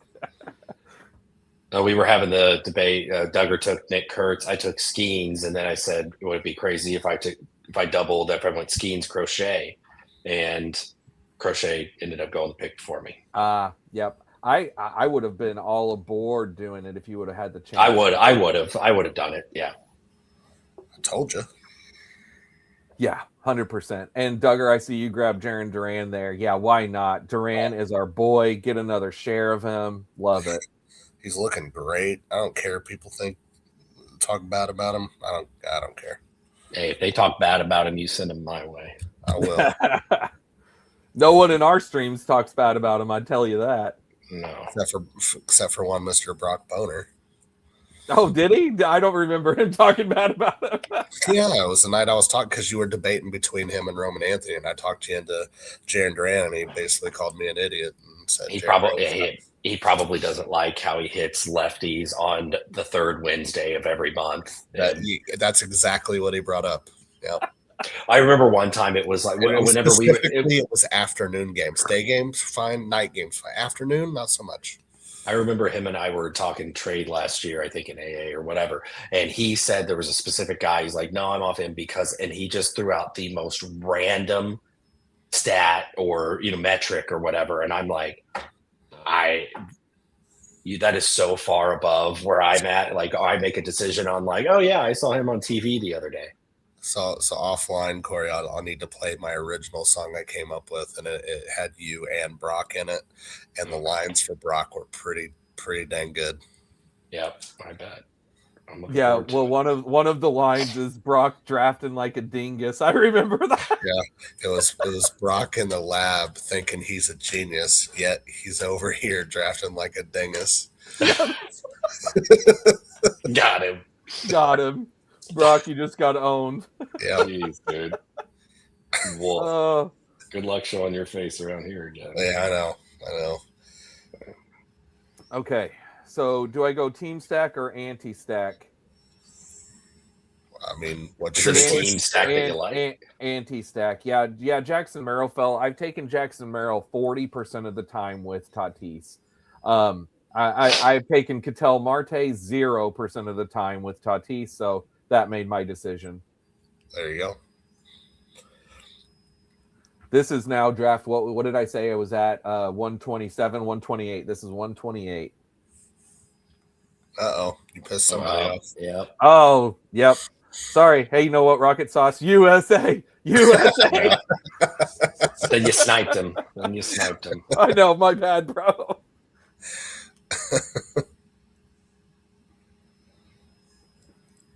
All right.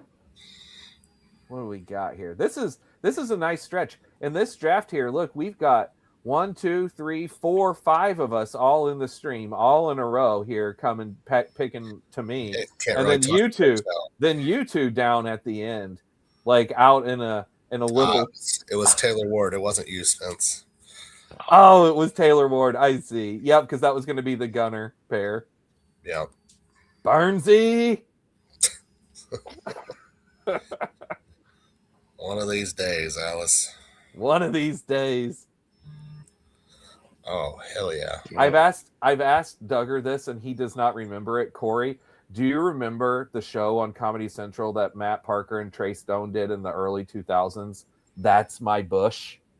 Yeah, I do. Do you? Yeah, because what Duggar just said, that's what I always think of. One of these days, Laura.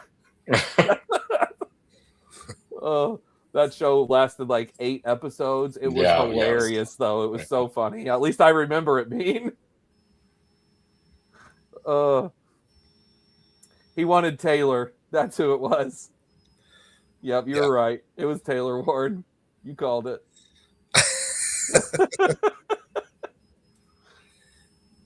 All right. Back to you, Cor. I'm going Dodger here. Do I go Mookie or Teoscar? Ooh.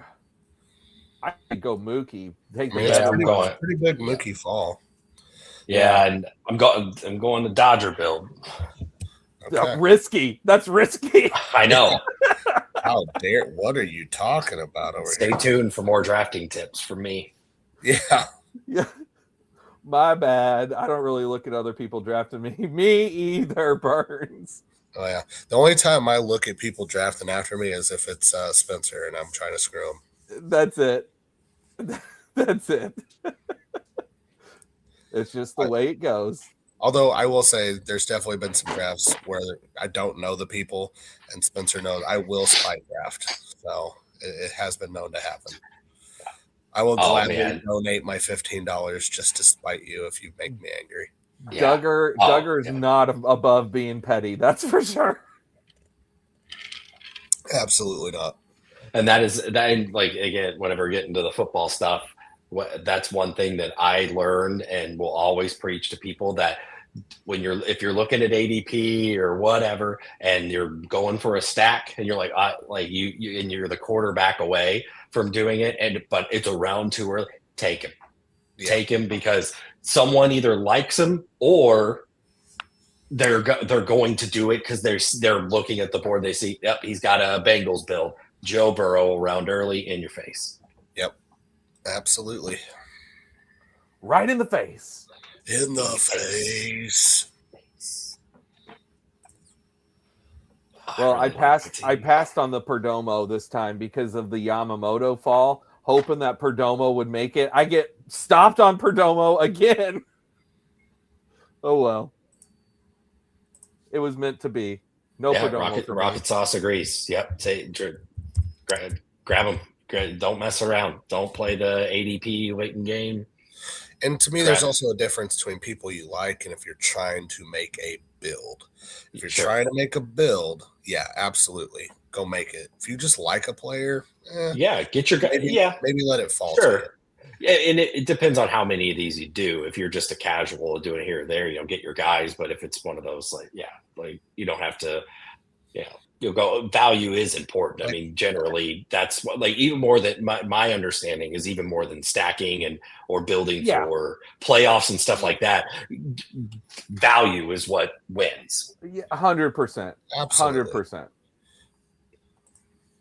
But also, let's be honest, we're all become slaves to ADP. Like, oh, I can't believe you took him around early. Well, who's to say that at the end of the year is ADP ever right? Yeah, and the only reason I even have, I usually have, I try not to pay attention to ADP. It's hard sometimes when it's right in front of you. Well, that's what I'm saying. We all do it because we're just accustomed. Hey, these are the names in order. This is how you should draft. And I'm lazy and never do my rankings. I just use the ADP because I'm assuming that's probably what most people are using. And I want to be looking at the same list that they are. I've talked with several guys in the course of this list. That way he knows everybody's looking at the same list. In our home leagues, yeah. Rightfully so. If they're too lazy, to make their own list, then he absolutely should do that. Well, guys, I've been providing lists for our home leagues for 20 years. But anyway, as far as on here, there are people that I've even had on the stream with me who. I know you just saw. You're welcome. Wow. So I said, screw it. While we were talking about taking value, and I'm like, no, I'm spinning up because I'm trying to boost my Caglione shares as we're reaching the last bit of the series. So real talk. Larry Butler, are we off? Way too early for Jack. What were you saying? Am I off Warren's Butler? I've not been taking much Larry Butler. How you feel about him here? I've been fading him, but I mean, it's. I have too, but it feels like a good spot. I want some shares of him because he does have win your week potential. Yeah. Yes. 100% he does. And I will tell you this: how many outfielders does that give you? 5. 5. So at least as your fifth outfielder, see, that's the big thing. It's your fifth outfield. So it's not your third or your fourth. Right. I'm debating on, I don't think I'm going to go 9, but I think I am going to try an 8-6-6 build for this one. Okay. Cory grabbed him some Vinny P. Yeah. Eat it, Duggar. We got you. We both got you on both ends. Taking Butler instead of Vinny P. I wasn't thinking. The biggest mistake. I was like sitting there when you said Butler. I was like, "You're gonna leave me, Vinny P." It's all me. That's all me. It's all. Hey, I get it. That is all me. So I am done at outfield by round 7. I might have missed it just because I was just eyeing down Vinny P. But Rocket Sauce is calling you out for Jack. Oh yeah. No, I know. That's why I said earlier. I'm like, I know it is. It's way too early. I knew it was. I was laughing whenever I put him in the queue because we were literally like you guys were just saying how the best thing is actually draft fall value and not reaching on guys. Right. And I'm like, I'm gonna reach 20 picks. Oh man, dude! When same thing, it's spring training, but also NFL preseason, and the guys like some guy like last year, Ollie Gordon went from undrafted to like the 12th round after like 2 games and stuff. It's like, well, Bill. And Bill was going like top 10 round. Bill was going in the top 100 by late August. Yeah, and for the first May, June, July, those 3 months, you could literally grab. He was one of my latest. I was round 18 if he was even drafted. Yeah, he was one of my dynasty stash. Like I have so many dynasty shares of him. I have to learn from my mistakes. And one of those mistakes I have to learn of is stop drafting so many old people like Austin Eckler and Cooper Kupp and Tyler Lockett just because they're down at the very end of the drafts. I can't. DeAndre Hopkins for me. Old ends. Yeah. That one's tough to quit because it feels like he didn't get the slow fade out. He got the random injury / no QB fade out. All right, so I grabbed Luzardo as my pitcher 3 there, and I'm thinking about going. Yeah, not thinking. I am doing because Quan just went. I'm going to grab my boy Marcy and push infield a little more and have a more traditional team this time of where I'm either going to do a 6-7-7 or a 7-7-6. But yeah, what Rocket Sauce says on here too is in September where you drafted means nothing, and that's 100% a fact. ADPs, it really doesn't. And ultimately for me, 2 weeks ago, whenever we were watching this Caglione rise happen when spring training started, I was saying, I told Duggar, I'm like, I have been on Caglione this whole time in the other formats, but in the Dinger, I was rocking through 100 drafts. I was rocking like an 8% Caglione. And so I have put a focus in these final 50 because I had 24% Caglione in the way too early bullpen. And I wanted to be right in the middle. I want to be right around 15%. And I'm almost there. I think I'm almost up to 15% now. Now, 24%. I know, yeah, because Duggar through 50 drafts is at 40 plus or 50 plus % of him. Yeah, that's probably too much, though. Not if he crushes. Not if he's your Puka. Exactly. That's why I'm not afraid. Take Strider. It either works. Just do it. You want to. I know I want to. Yep, I'm going to. I do. I was like, just do it. Just stop wasting everyone's time. Take Spencer Strider. I mean, if I'm going 8 pitchers, yeah. You want him for $5 in Mallrats? I'll trade him to you. He's yours. We can talk. All right, we'll talk. Duggar, actually, I might legitimately make you an offer in that league. Look, yeah. Cory's trying to one-up me. Cory, I just threw him out a trade offer. We got to make our decisions quick, though. Sunday. It'll be here right around the corner. Yeah, I pushed him too far. Okay. You pushed what too far? Infield, pitching, both? Bo Bichette, just for a teammate pairing. But, I know what you're doing here. Just do it.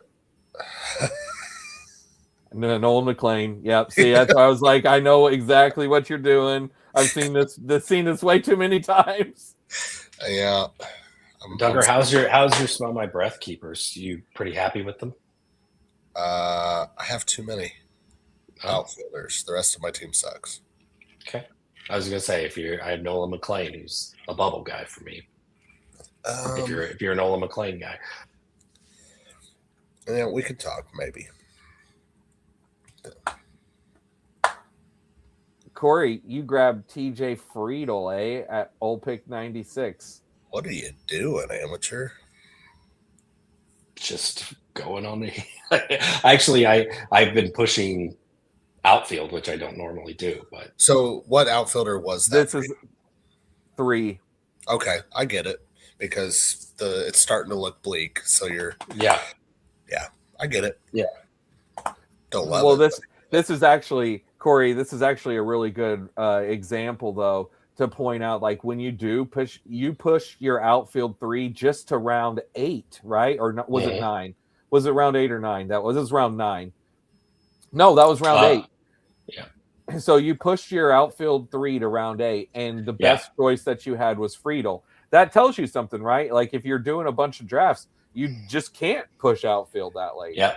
Yeah, and this was I went with a different build than normal, and like I was just whenever I was going down the line, and I had Varsho is who I was going with, and then like by the time it got back to me, I mean I had to go down the list a little bit, and again it's the ADP thing. I was like before outfield potentially gets worse. Now obviously now there's been a huge run of non-outfield, but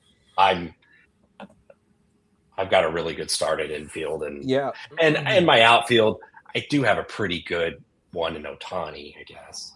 So I guess I've heard his name once or twice. He's decent. And then that Wyatt Langford guy that everyone loves to talk about so much. I mean, honest to God, when you have Ohtani, truth be told, if you're going to have a 7, let's say you make this a 7 outfield build, right? There is nothing wrong with doing what you did at all, because Friedel, here's the good thing about Friedel. He's hitting leadoff for the Cincinnati Reds, and if he stays healthy, at least you've got that. He's got a chance for a ton of runs. You know, he has some power speed in his game. Like, he could be a good pick. It's just, you know, as your outfield 3, that feels awful risky. But if you have 7, now you're feeling a lot better. And Rocket Sauce also says he's been stacking Reds a lot. And gets Sally like Sal Stewart and McLean if you can. So, I mean, we're talking about McLean and Sal Stewart, 2 of our favorite late picks. So just something to keep in mind. Sure. All right, coming back to you guys.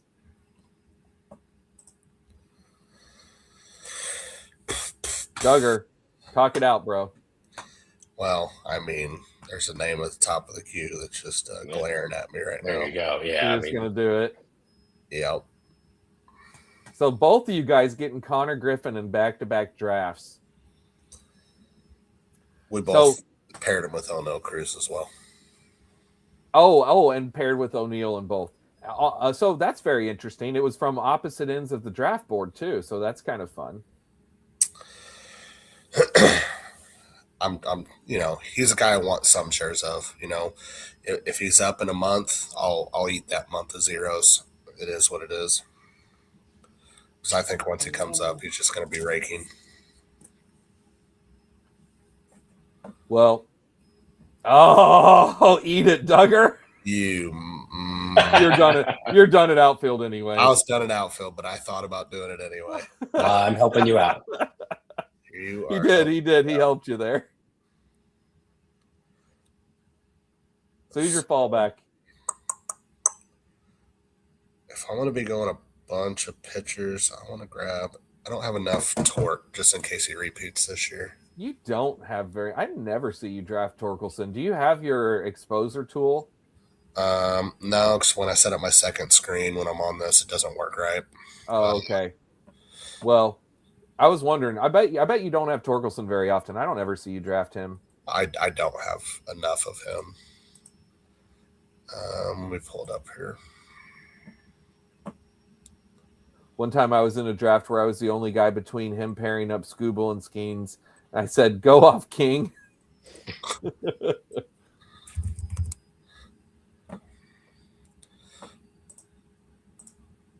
All right. Coming back around to me here. You know what? A little bit more than I thought. I mean, he's not a 10%er, but I got him at 8%. Yeah, that's more than what I expected for you. Yeah. Let me see. I'm a 4%er, so yeah, I don't take him very much. Yeah, either. why don't you take him, Spence? Why don't you believe in him? I mean, honestly, it's a good question. Here, the truth is, the reason why I don't take Torkelson very much is because I've seen too many stretches of him being terrible for long, extended periods of time, even though I know his power bat is legit. I mean, his power bat's for real. But, honestly, I still don't feel confident enough in where he's at in the draft room to click his name that often. Well, that you just nailed it there. Like, look at all these names around him. I much prefer a lot of these names around him. Like King, come on down. It was between Torque or King for me. Yeah, King, and for me, King was one of my picks. And this is a great point. It's also the Detroit ballpark. Yeah, I mean it is a tough ballpark for hitters.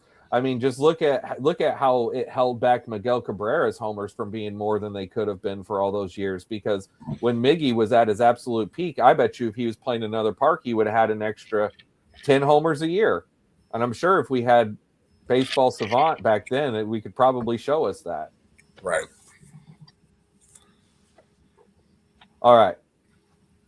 Speaking of, I was looking for my Miguel Cabrera jersey. You guys know that like my favorite jersey that I have that I love wearing is my freaking Miguel Cabrera jersey. I can't find it anywhere. I don't know where it is. I'm freaking out. I stole it. Duggar, you son of a bee. Your jersey would fit my left leg.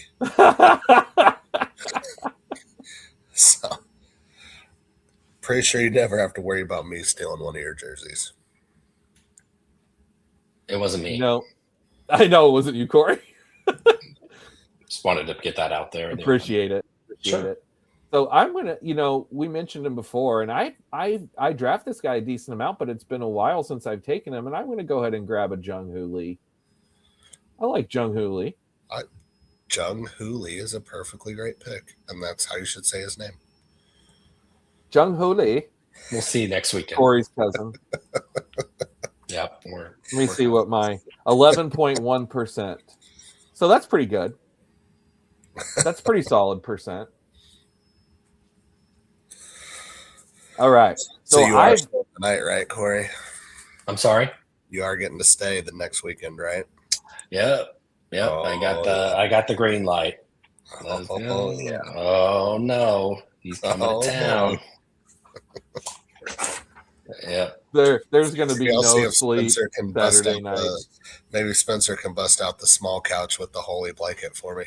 I've already got it sitting on the couch waiting for you right now, Duggar. Oh yeah. Yep. Duggar asked me, Cory, he said, okay, so if I end up crashing at your house after the draft Saturday night, what's your blanket situation? I said, it's not great. You might want to, definitely bring your own blanket. Yeah, that is smooth. That the night before my wedding, that was the most uncomfortable sleep of my life. Go ahead. You can go and tell the story. Oh Jesus! So stayed the night at Spencer's after we went out for my bachelor party, and I know you guys can tell on screen, but I'm 6'2" and not a tiny person, and I slept on a couch made for probably a 3.5 foot tall person. And the blanket he gives me is from his grandma's house. It wasn't even crocheted. It was it's got these giant holes in it. It's like a decorative blanket. My toes were sticking through it. My elbow stuck through it. It was so cold.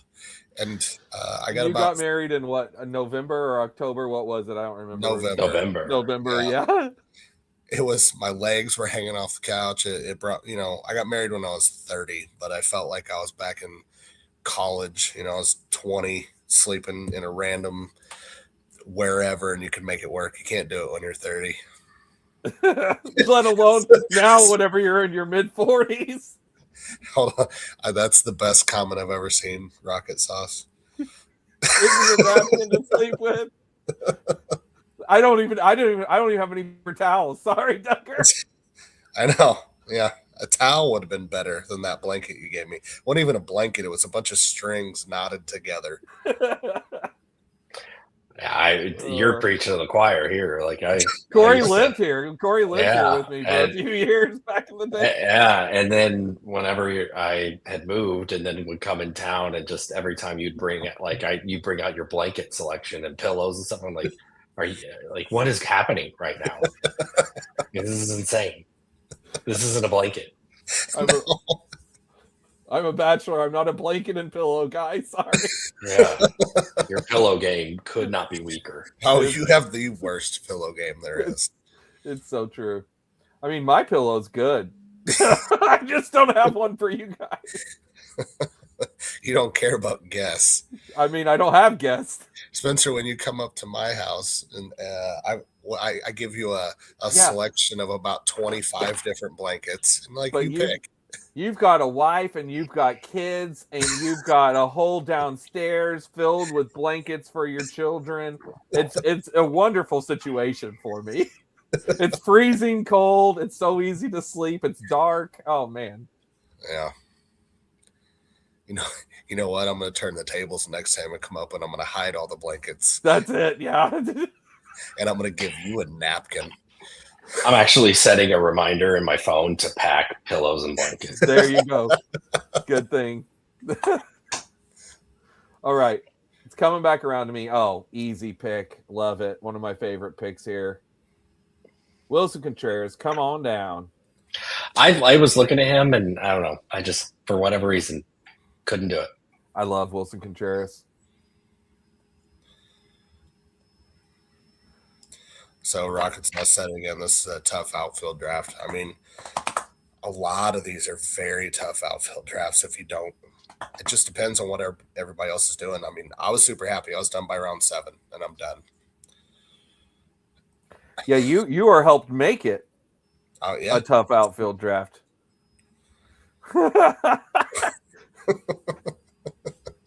Here you go, mate. Here's a doily. That's pretty much how it happened.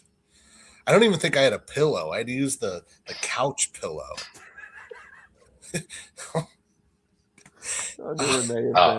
Oh yeah, I know. Well, like whenever I would go in town and stay there, I just had to get creative sometimes. I did bring an air mattress for a while.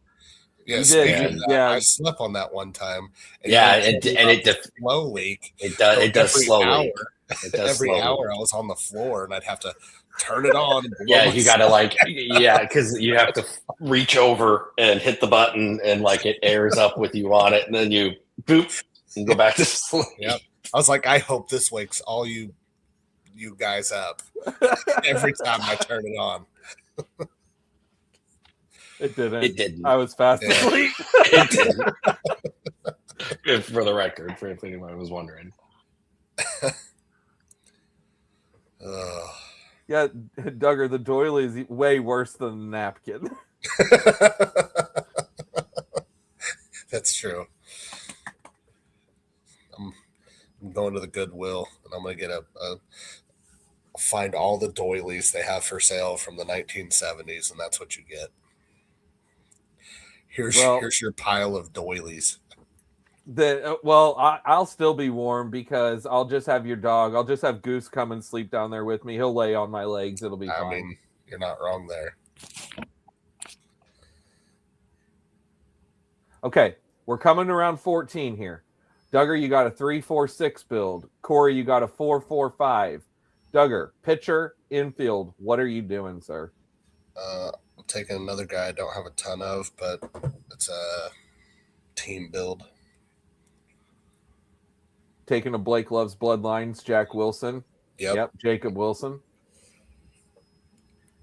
There it is. Cory just got you. You idiot, Duggar. You dummy. I'm good. I got Sal Stewart. Matt McLean is so much better than Jacob Wilson. You don't even know. And you just took Sal Stewart, who you could have been a teammate pair. Instead, Cory's like, nah, Duggar. Watch this. I'll pair I got more McLean than Stewart, or than Wilson. And let's keep I'm at the point of diversifying. We're going back to the Dodger well here. Rocket Sauce is a dog lover. Yeah, Duggar has 2 dogs, and one of them will literally not leave you alone. He's the biggest lover lab ever. And the other, what kind of dog is Nala? The mom was a purebred lab. The dad was a Saint Bernard, Great Pyrenees. So she's just a mutt, but she's nervous. Jesus. No, she's half lab. Okay. Jeez, dude. Wow. She's right there. Sorry. She's right next to me. She heard you say that. She is a sweet girl. Sorry, I didn't mean to disparage her name. She's a very good girl. Sleep with one eye open next time. Yeah. Hey, I've had plenty of mutts. They're good dogs. They are. I mean, are we still saying mutts in 2026? Is that a word YouTube? You're the Does king. You're the YouTube king. not You're the allow HR that? king. You're the HR king. You tell me. Duggar's like, I think the correct pronoun is mixed breed. Okay. That's what it is. Mudblood? Can you say mudblood? I don't think you can. We're going to get kicked off YouTube. Yeah. All right. We're getting reported as we speak. So I am waiting to take my final outfield. I could do that right here because I like most of these top outfielders. But I think for this build, I'm going to push that outfield to the next go around. Can I roll with the 6 pitchers that I have? That's the question. I'm going to take Baldwin with this first pick. I love the chat. Yes, we can say Mutt. That's fine. TPK says Chihuahuas forever. I like big butts, and I cannot lie, baby. I have a dog. She's a Chiweenie. So yep. You have a Chiweenie? Yeah. Yes, you knew this, Duggar. Yeah. I know. I was she's gonna she's a Chihuahua Dachshund. That, but it didn't. Yeah. Daisy. She's something. She ironically that was kids. Cory's name in high school as well. Chiweenie. Chiweenie. I think it was more like Lil Weenie. Yeah, that was it. That was what it was. Okay. I'm going to double check. I have so much Stanton. I'm like, I want to click Stanton's name so bad. I'm going to stick with a power bet that's not Stanton. Solaire, come on down. Very similar to Stanton. Hey, how about this? Joe Morgan's favorite dog, Chihuahua. That's for you, Duggar. Put that in your pipe and smoke it. Ouch. What do you got against Chihuahuas?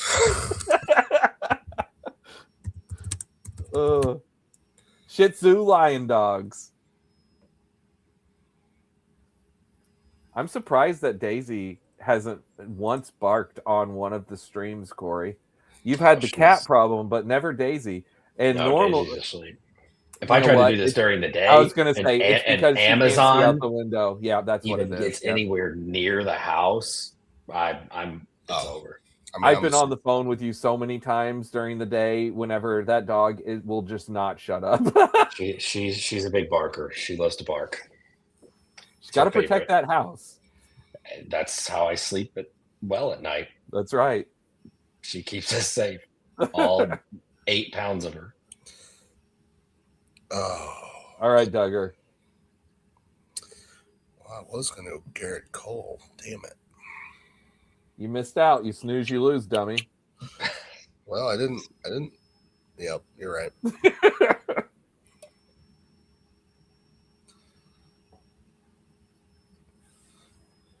You've snoozed on pitchers big time. How many pitchers are you going to go with? You doing the 8-6-6? You committing to that?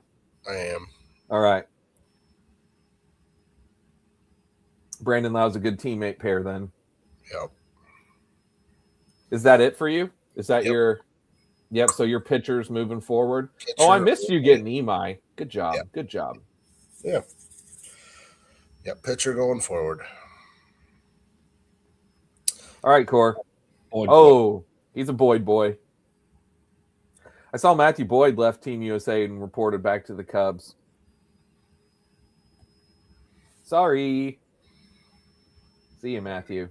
Yeah, I think I'm good at 6 pitchers. I think that's probably good enough. I just need outfield, but that is not where the value is right now. Fun fact. Check this out from Fromer's book. Chinese emperors kept Shih Tzus as the last line of defense. Little barkers alert danger. Absolutely, they do. Cory is debating this pick. Oh, and you went with Jordan Walker. Were like, Jordan Walker sucks. He will never be good. Oh, let's keep drafting him. Yeah, like I know. I just like it. I need outfield. Like that's the way this build just worked out, and That's not where the value is at all, but that's where What we're about your boy Harrison Bader? Bader? No, I hardly know her. There it is. That's it. No, thank you. Yastrzemski? You ever heard of him? No, nothing. Jason Dominguez? Nah, he sucks. Blake was talking the other night. Blake's a big trade rumor guy. And Blake was saying that he read that that the Cardinals are talking about trading for Jason Dominguez. No, Does this sound like something the Cardinals would do to you? We've already got a million outfielders that aren't good. I wish. Dominguez can be a stud. I'm telling you, if he actually got a chance to play every day, I think he can be a stud. But I have none of him because he probably won't play. But if he went to the Cardinals, they play him every day. They're playing Nathan Church, for crying out loud. If he went to the Cardinals, we'd put him on a weak side platoon and play him every fourth day. Oh, McGonagall, come on down, baby. Well, you're probably not wrong, but I'd like to think you're wrong. And I would like to think that if Dominguez got traded to the Cardinals, it would be an awesome thing. But I get this is wishful thinking. Usually players get better when they leave the Cardinals, not come to. Like if Jordan Walker ever gets traded, that's the year he's going to break. That's why I drafted him. I was like, trade him halfway through the year, and then he'll be really good for the playoffs. A la Lane Tom. We could just go example after example. Remember how much Luke Voigt blew up and literally led the American League in homers for 2020? I was going to say in the COVID year. But it was 20 homers. Yeah. Oh, he was good. He had a nice little stretch there with the Yankees. Right as soon as that was right around a Rosarena. And then in the Ozuna trade, it was Gallen and Alcantara. Oh, there's just so many. Yeah. We could keep going. Tommy. All right. Man, this is a tough call here because I can't decide if I want to get my last pitcher yet. I don't think so.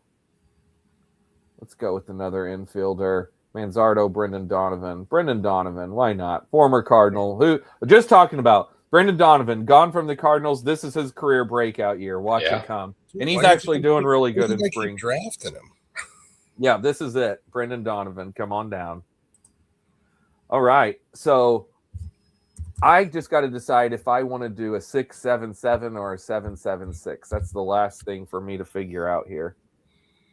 So we'll see as we come back around again. I think my pitchers are good enough to roll with 6, but like we said, it's just from a strategy standpoint. It's better to go with 7. Done this time and time and time again. Check it, Duggar.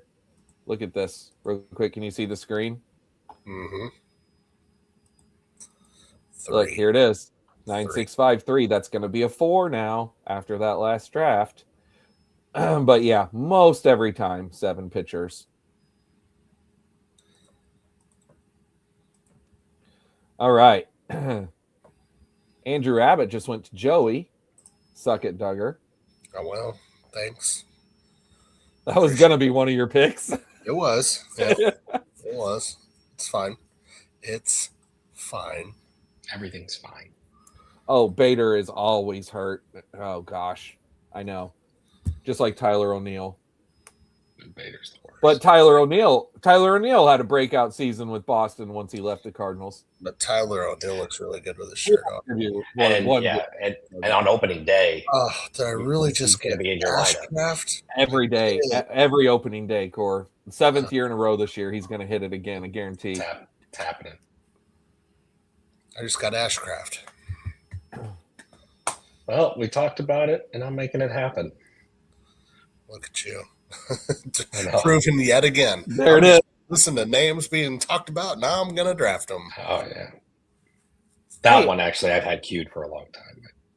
And did you say, Duggar, you were going to take Ashcraft? Yeah, I was going to. Oh, okay, because I thought you said you took him, and then I just looked. I'm like, wait a second. No, I said I got Ashcrafted. Oh, gotcha. Okay. Ashcrafted. That's a good verb. Well, you know. I'm gonna go bold here. Oh man, look at you going with an 8th outfielder. Yeah, we're going crazy. I like it. Bold indeed, sir. Cade Cavalli. We're gonna go nuts. He's going nuts here. Yeah. You want to go nuts? Let's get nuts. Coastal Air will be good for him 100%. Plus, he's best friends with Old Manny. Mm-hmm. So 8 outfielder builds are incredibly rare, if not something that I never do. In fact, I have never done in the Dinger. I have done in some others, but to be honest with you, it's been whenever I've gotten autoed an 8th one at the end. But still, Core, you waited, and now you took what was maybe a weakness and turned it into a potential strength. So there's that. I mean, I do what I want, and I'm just bucking trends. That's what I do. I'm a trend bucker. He's a trend bucker. You are bucking trends and winning bucks, baby. Yep. Yeah, whenever this team cashes, you're the first person I'm coming for. That's it. I wrote it down. There we go. Thank you. Yep. Okay. Oh, God, I forgot. I haven't been naming my teams. I'm trying to be better about that. Yep, you got to get better about that. I name everyone right after. Duggar never does it. I'll tell him during the draft, he'll come up with a team name. I'll be like, click the I and name this. He's done it like 3 times. I was going to say I've named 3 teams. All right. So, I love the Jordan Lawler pick, by the way. He went right after me. I literally have been talking about needing to take him because I never, ever do. Oh, man. I am gonna go with someone who I have 0 shares of. This is a 0 share guy that I'm about to crack that egg. Luis Arise, come on down. Arise, chicken Mallrats God. Mallrats God. Luis Arise, teammate pair with Jung Hoo Lee, WBC superstar legend Luis Arise. All right, I really like my team. 776 feels really good. Good for you. Hey, thank you. Bloody frickin' dog. Pin a rose on your nose. What's gonna take a one-legged catcher? Oh yeah, back-to-back months with Friday the 13th. Spooky. Oh, spooky. I take Ivan Herrera all the time.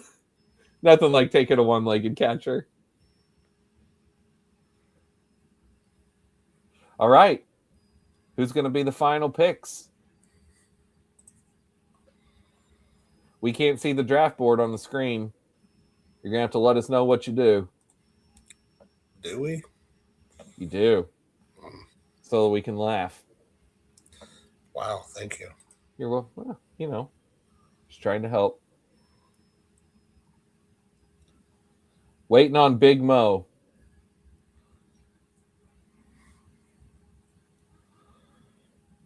There it is, Spencer Steer.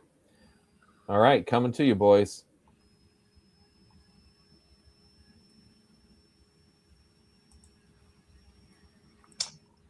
Yep. Muncie. Did I miss? Oh, man. Oh, yeah. Max Muncie, which is an amazing pick in the last round. I'd say Dustin May. You know, were you looking at Dustin May? Of course I was. I'm always looking at it. Take a homer pick that I'm never do, but it's 8 picks. That's who he was also on my list. Suck it, B. Whoa, easy. Is Roki gonna be in the rotation? At least that's the plan. He's supposed to be. That's the plan. Will he be good? That's to be determined. You know what? I'm going back to the well on one of my guys. Oh my God! Why? No, it froze. It froze. Uh-oh. Oh no! Did you have a star in there? I did actually though. Woof! Yeah. Brandon P-Fat. There you go. There it is. Brandon Fart Noise. That was a good team name. Thanks. Although I like the also the Brandon. Well, that's where it started from, which is this Cory. I was like Brandon P-Fat, and Cory's like, oh, you Brandon. Yep. All right, Spencer. Not to, I just got to bring it up, but you know, you're mocking the build. I'm second in projected points. Hey, Because projections definitely matter. They do in your face. They matter like spring training. You better believe it, baby.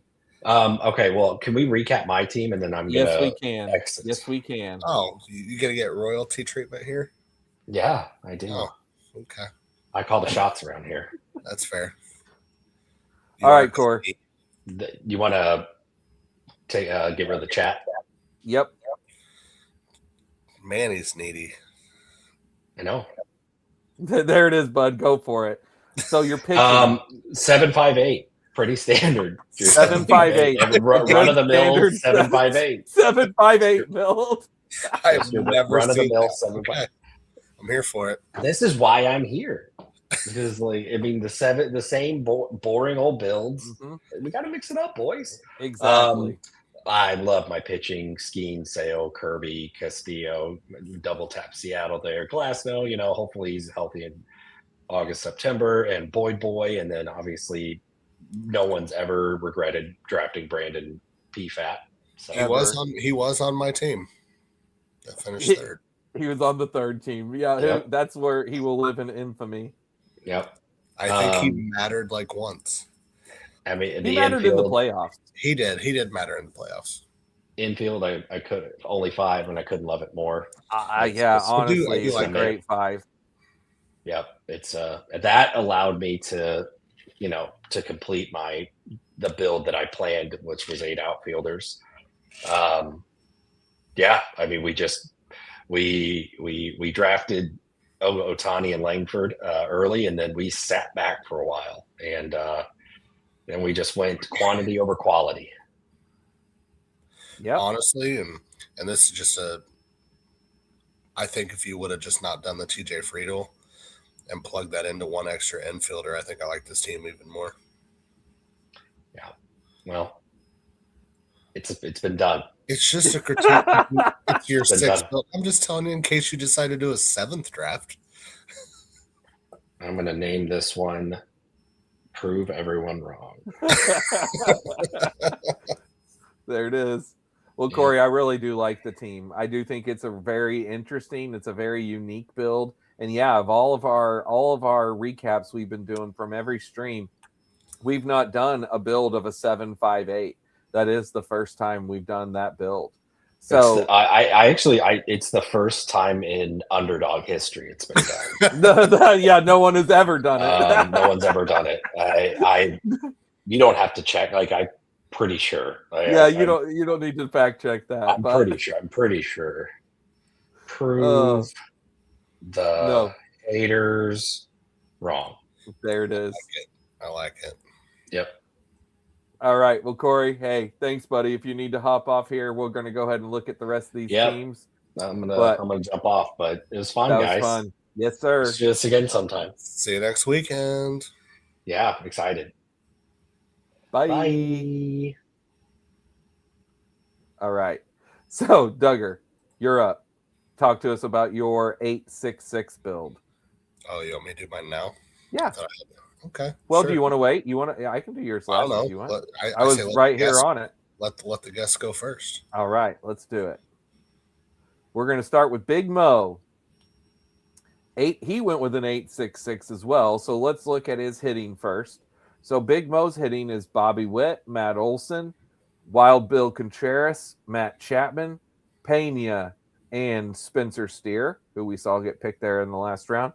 Rafael Devers, Christian Yelich, Teoscar, Jose Altuve, Michael Harris, and Mike Yastrzemski. We got to get Cory on Yastrzemski, Duggar. I know. Because taking Jordan Walker over Yastrzemski is a crime. But this worked out great for Big Mo here because he was able to pair him up to have Matt Olson and Michael Harris and Yastrzemski for a trio. And let's see, I could have sniped him with the Rise thing as well at the end because that Spencer Stare, I bet, would have been a Rise since he had Matt Chapman and Dever. Sorry about that. Sorry. And literally my first Arise share. Really good team. Now let's look at the pitching. So you took your first one at pick 91 with DeGrom, and then Alcantara. Love those two as your top two in a push pitching build. Trevor Rogers, Brandon Woodruff, Hunter Green, Garrett Cole. Now we're risky as all can get out with these next four. I'm fine with taking one, but mixing all of them together, I probably wouldn't have done them all. I would have maybe done two because Rogers is healthy. Woodruff could be back soon. And then I would have taken one of Green or Cole, maybe not both Green and Cole. It would be awesome. What if Garrett Cole's back soon too? I mean, I'm gonna be honest. I was getting ready to snap up Cole, and he took it right before me. So I was gonna take him. So I'm good with it. Cole and Wheeler could easily, and Rodon, all of these guys, like if they are back pitching healthy within a month, we are going to look like idiots for having this. They're talking about putting Cole in a spring training game. So that's why I'm like, I'm not afraid of them.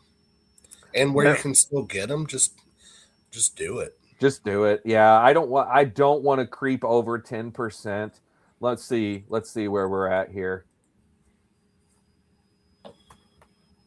Garrett Cole, not Cole Reagans. 8.7%. So yeah, I don't really want to creep over 10, but I feel good with my 8.7% of Garrett Cole. You checking yours? Yeah, I'm not gonna tell you mine. Sometimes Duggar doesn't like to admit things. I mean, okay. It's probably, what's it, 12, 15? Come on, it's not more than that, is it? A little bit. What is it? I'm sitting at 20% Cole. Well, hold on. Hey. That's all. That's not just Dinger. Hold on. Oh, okay. And that was for the entire. Yeah, that's for everything. I'm sitting at 14.8. Okay, there you go. That's more palatable. All right, so Joey went with a 7.76. Logan Gilbert, Max Fried, Sonny Gray, Zach Wheeler, Blake Snell, Andrew Abbott, and Andrew Painter. You are speaking to Duggar's language with Andrew Abbott and the double Andes at the end. Two Duggar boys. I'm all about taking Andrew Painter. I grabbed him in a couple of drafts here this week because I have not been drafting him. And Duggar, this is one, again, where it's like, Duggar, you haven't been taking him very much. And Duggar has drafted so much of Andrew Painter for the last 2 years and gotten nothing out of it. And then now this year you have a small amount and he's pitching 8.2%. Yeah, less than Cole. You should be up more than that with how much you literally have drafted him so much the last 2 years. No. He was best balls pitcher 2 years ago. I took him like probably 30% of the time. And he's done nothing. But 2 years ago, it was looking like he was going to come up and be a stud. That was when he got hurt. All right. Infield here. Lindor, Trey Turner, Naylor, Horner, Okamoto, Salvi, and Muncy. And I love the Muncy at the end, too. I mean, I take Muncy all the time. He's one of my highest drafted guys, which is why I didn't take him and went with a Rise to mix things up. But Muncy's easily the better pick, in my opinion. And you grabbed the Stanton, so you took advantage of me passing on Stanton. Also, Kerry Carpenter, who I took Jung-Hoo Lee instead of because I thought about Kerry Carpenter. So we're right there together, Joe. So love this outfield, power for days. It's good from top to bottom.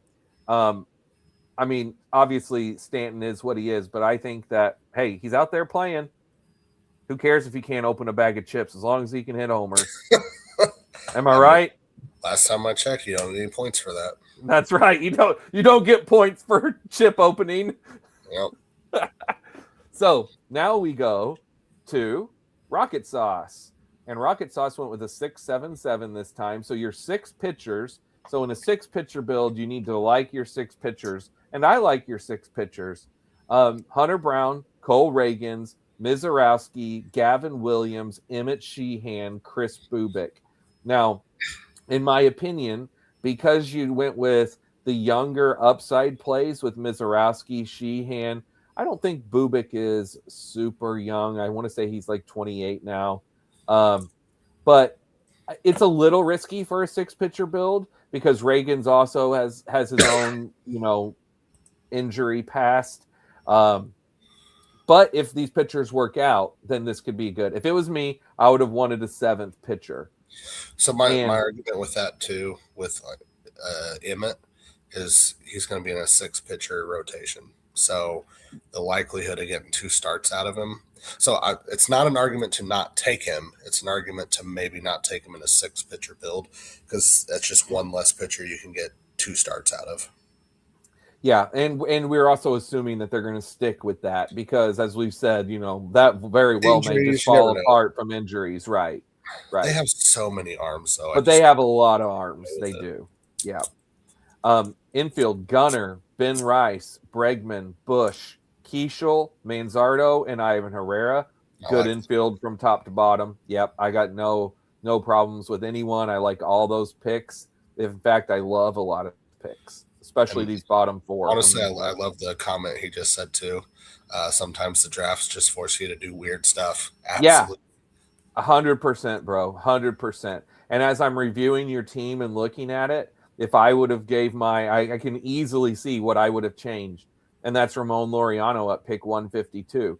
I wouldn't have if I could go back and change. I would have kept Willie Castro and Wallner at the end and gone with the 6 outfield because your top 3 are so dang good, like Julio, Pete Crow, and Happ. And then I think Frelick is very underrated. And again, Ramon Laureano, is he a teammate pair? He's not a teammate pair. He's a one-off. I don't really believe in him. I think that would have made your team a slightly better. With that being the case, though, great team. Either way, I mean, I really like it.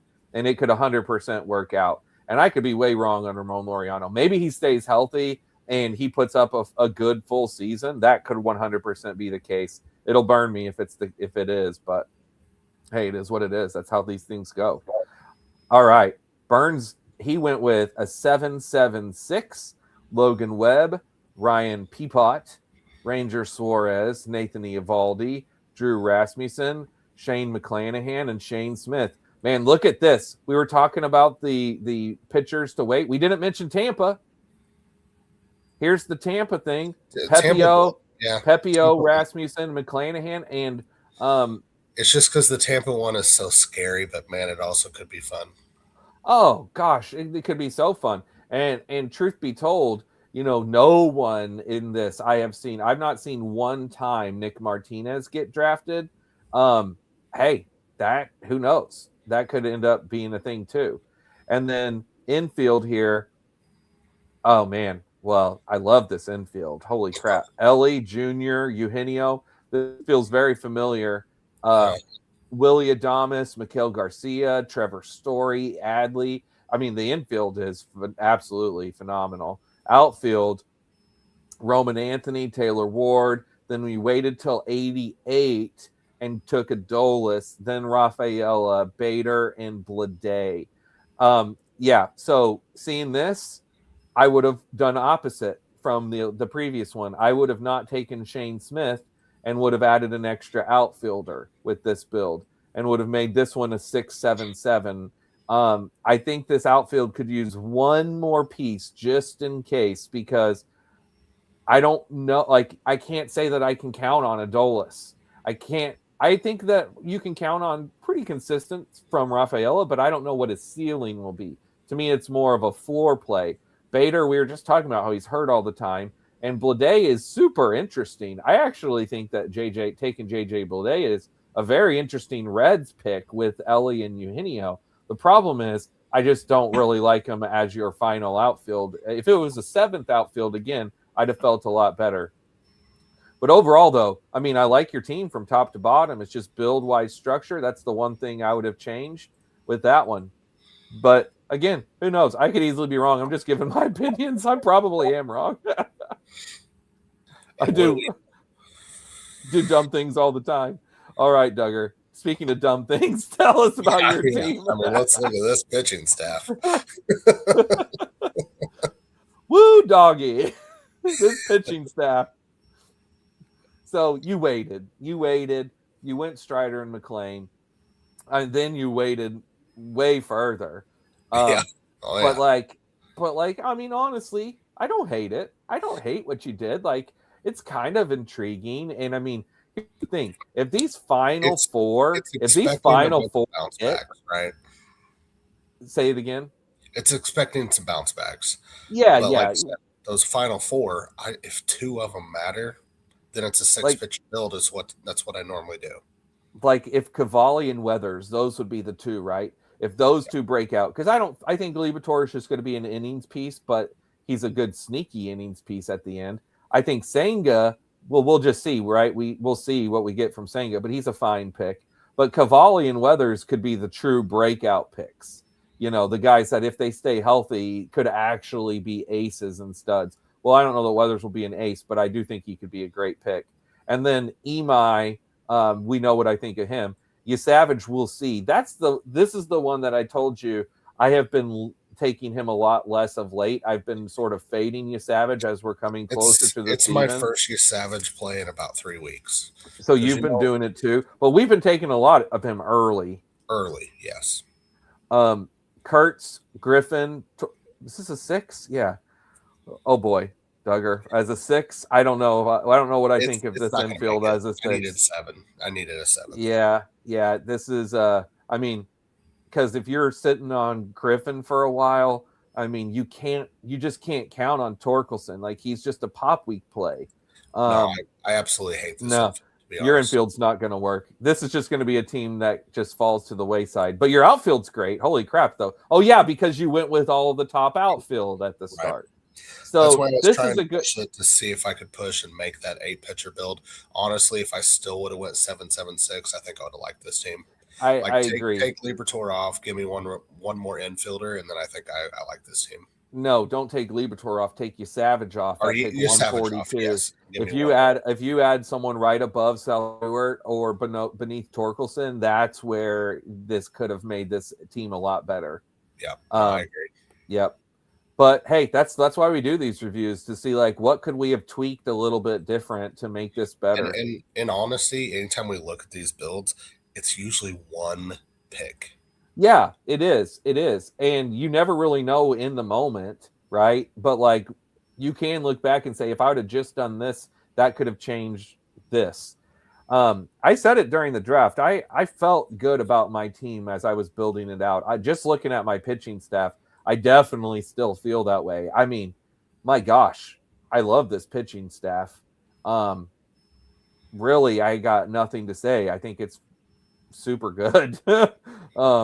My infield, it's all right? I mean, my infield isn't great either. I rarely take Ketel Marte. Having Bryce Terang as a second and then Wilson Contreras as a third. Wilson Contreras is normally like my 5th infielder. I would say, right? Bryce Terang and Wilson are normally a 4 and a 5. Yeah, like or Bryce maybe a 3, but like him as a 2, Ketel the 1. I mean, my infield will have to be bulked, and I don't have much power, do I? I have a very floor infield. This is not a ceiling infield. But the 4 it's possible it could work maybe, but I don't know. I don't think it's going to work. And then my outfield, yeah, and I did the reach on Cags just to get that extra share in there. But let's be honest, and as I'm saying this here, you know, I do want to increase my shares. But what do shares percentage mean if you're reaching to do it and it makes your team bad? And then the team gets bounced. It doesn't mean anything. No. And so like, I did take him once tonight, kind of as a joke, as a play, because I know you've been doing it to me. But where I'm okay with the fact, like 2 weeks ago, I was at a 60% share clip on Caglione. But that's when I was getting him post 100, right? Right. Now that he's going in the 60s, I'm just not doing it. I did one tonight kind of just to bust your balls a little bit, but I'm not going to do that. And honestly, for you, I think you should probably lay off that a little bit. I know you're going to miss. Yeah, I think he has a good season. You're going to hate yourself if you don't have more, but forcing it isn't going to make your builds good. Yeah, I agree. It really isn't. And hey, look at this. Weathers is sketchy, didn't look good today. Weathers is so sketchy because Weathers cannot stay healthy, but Weathers has good stuff. Yeah, but I like the next comment. What does it say? It's spring training, babe. It's spring training. That's right. That's Yeah. right. And then Spence liking his own team. Give yourself Barry Horowitz pat on the back. I like my pitching staff. I think my pitching staff is great with this team. I don't think this team's going to work because, again, I don't think this infield's good enough. And my outfield, I shouldn't have done the Cags reach. I literally, like, it was being talked about at the time. I knew I wouldn't get them if I didn't do it. I'm on the opposite end of the board in the stream. Yeah, I could have had a better team had I have not done that. It is what it is, though. You live and learn. But again, if this team works, it's going to be because I have a solid floor base, and then my pitching is what propels me. That's the only way this team works. So, Or yeah, if well, this, yeah, oh, big time. Oh, my team's lacking homers big time. Again, that's why I'm like, that infield, that's not, I normally, I like the power bats. That's normally how I draft. And so, not a big fan. But this was still super fun. And I have always a great time draft. Duggar, if you decide to do another song, maybe the next time let's do it in like 15 or 20 seconds and not a minute and a half. But it was funny, and I'm glad we put the picture up. I had to make the big one for the first one, but I got another one. I'll get it down to I'll get it under 30 seconds for you.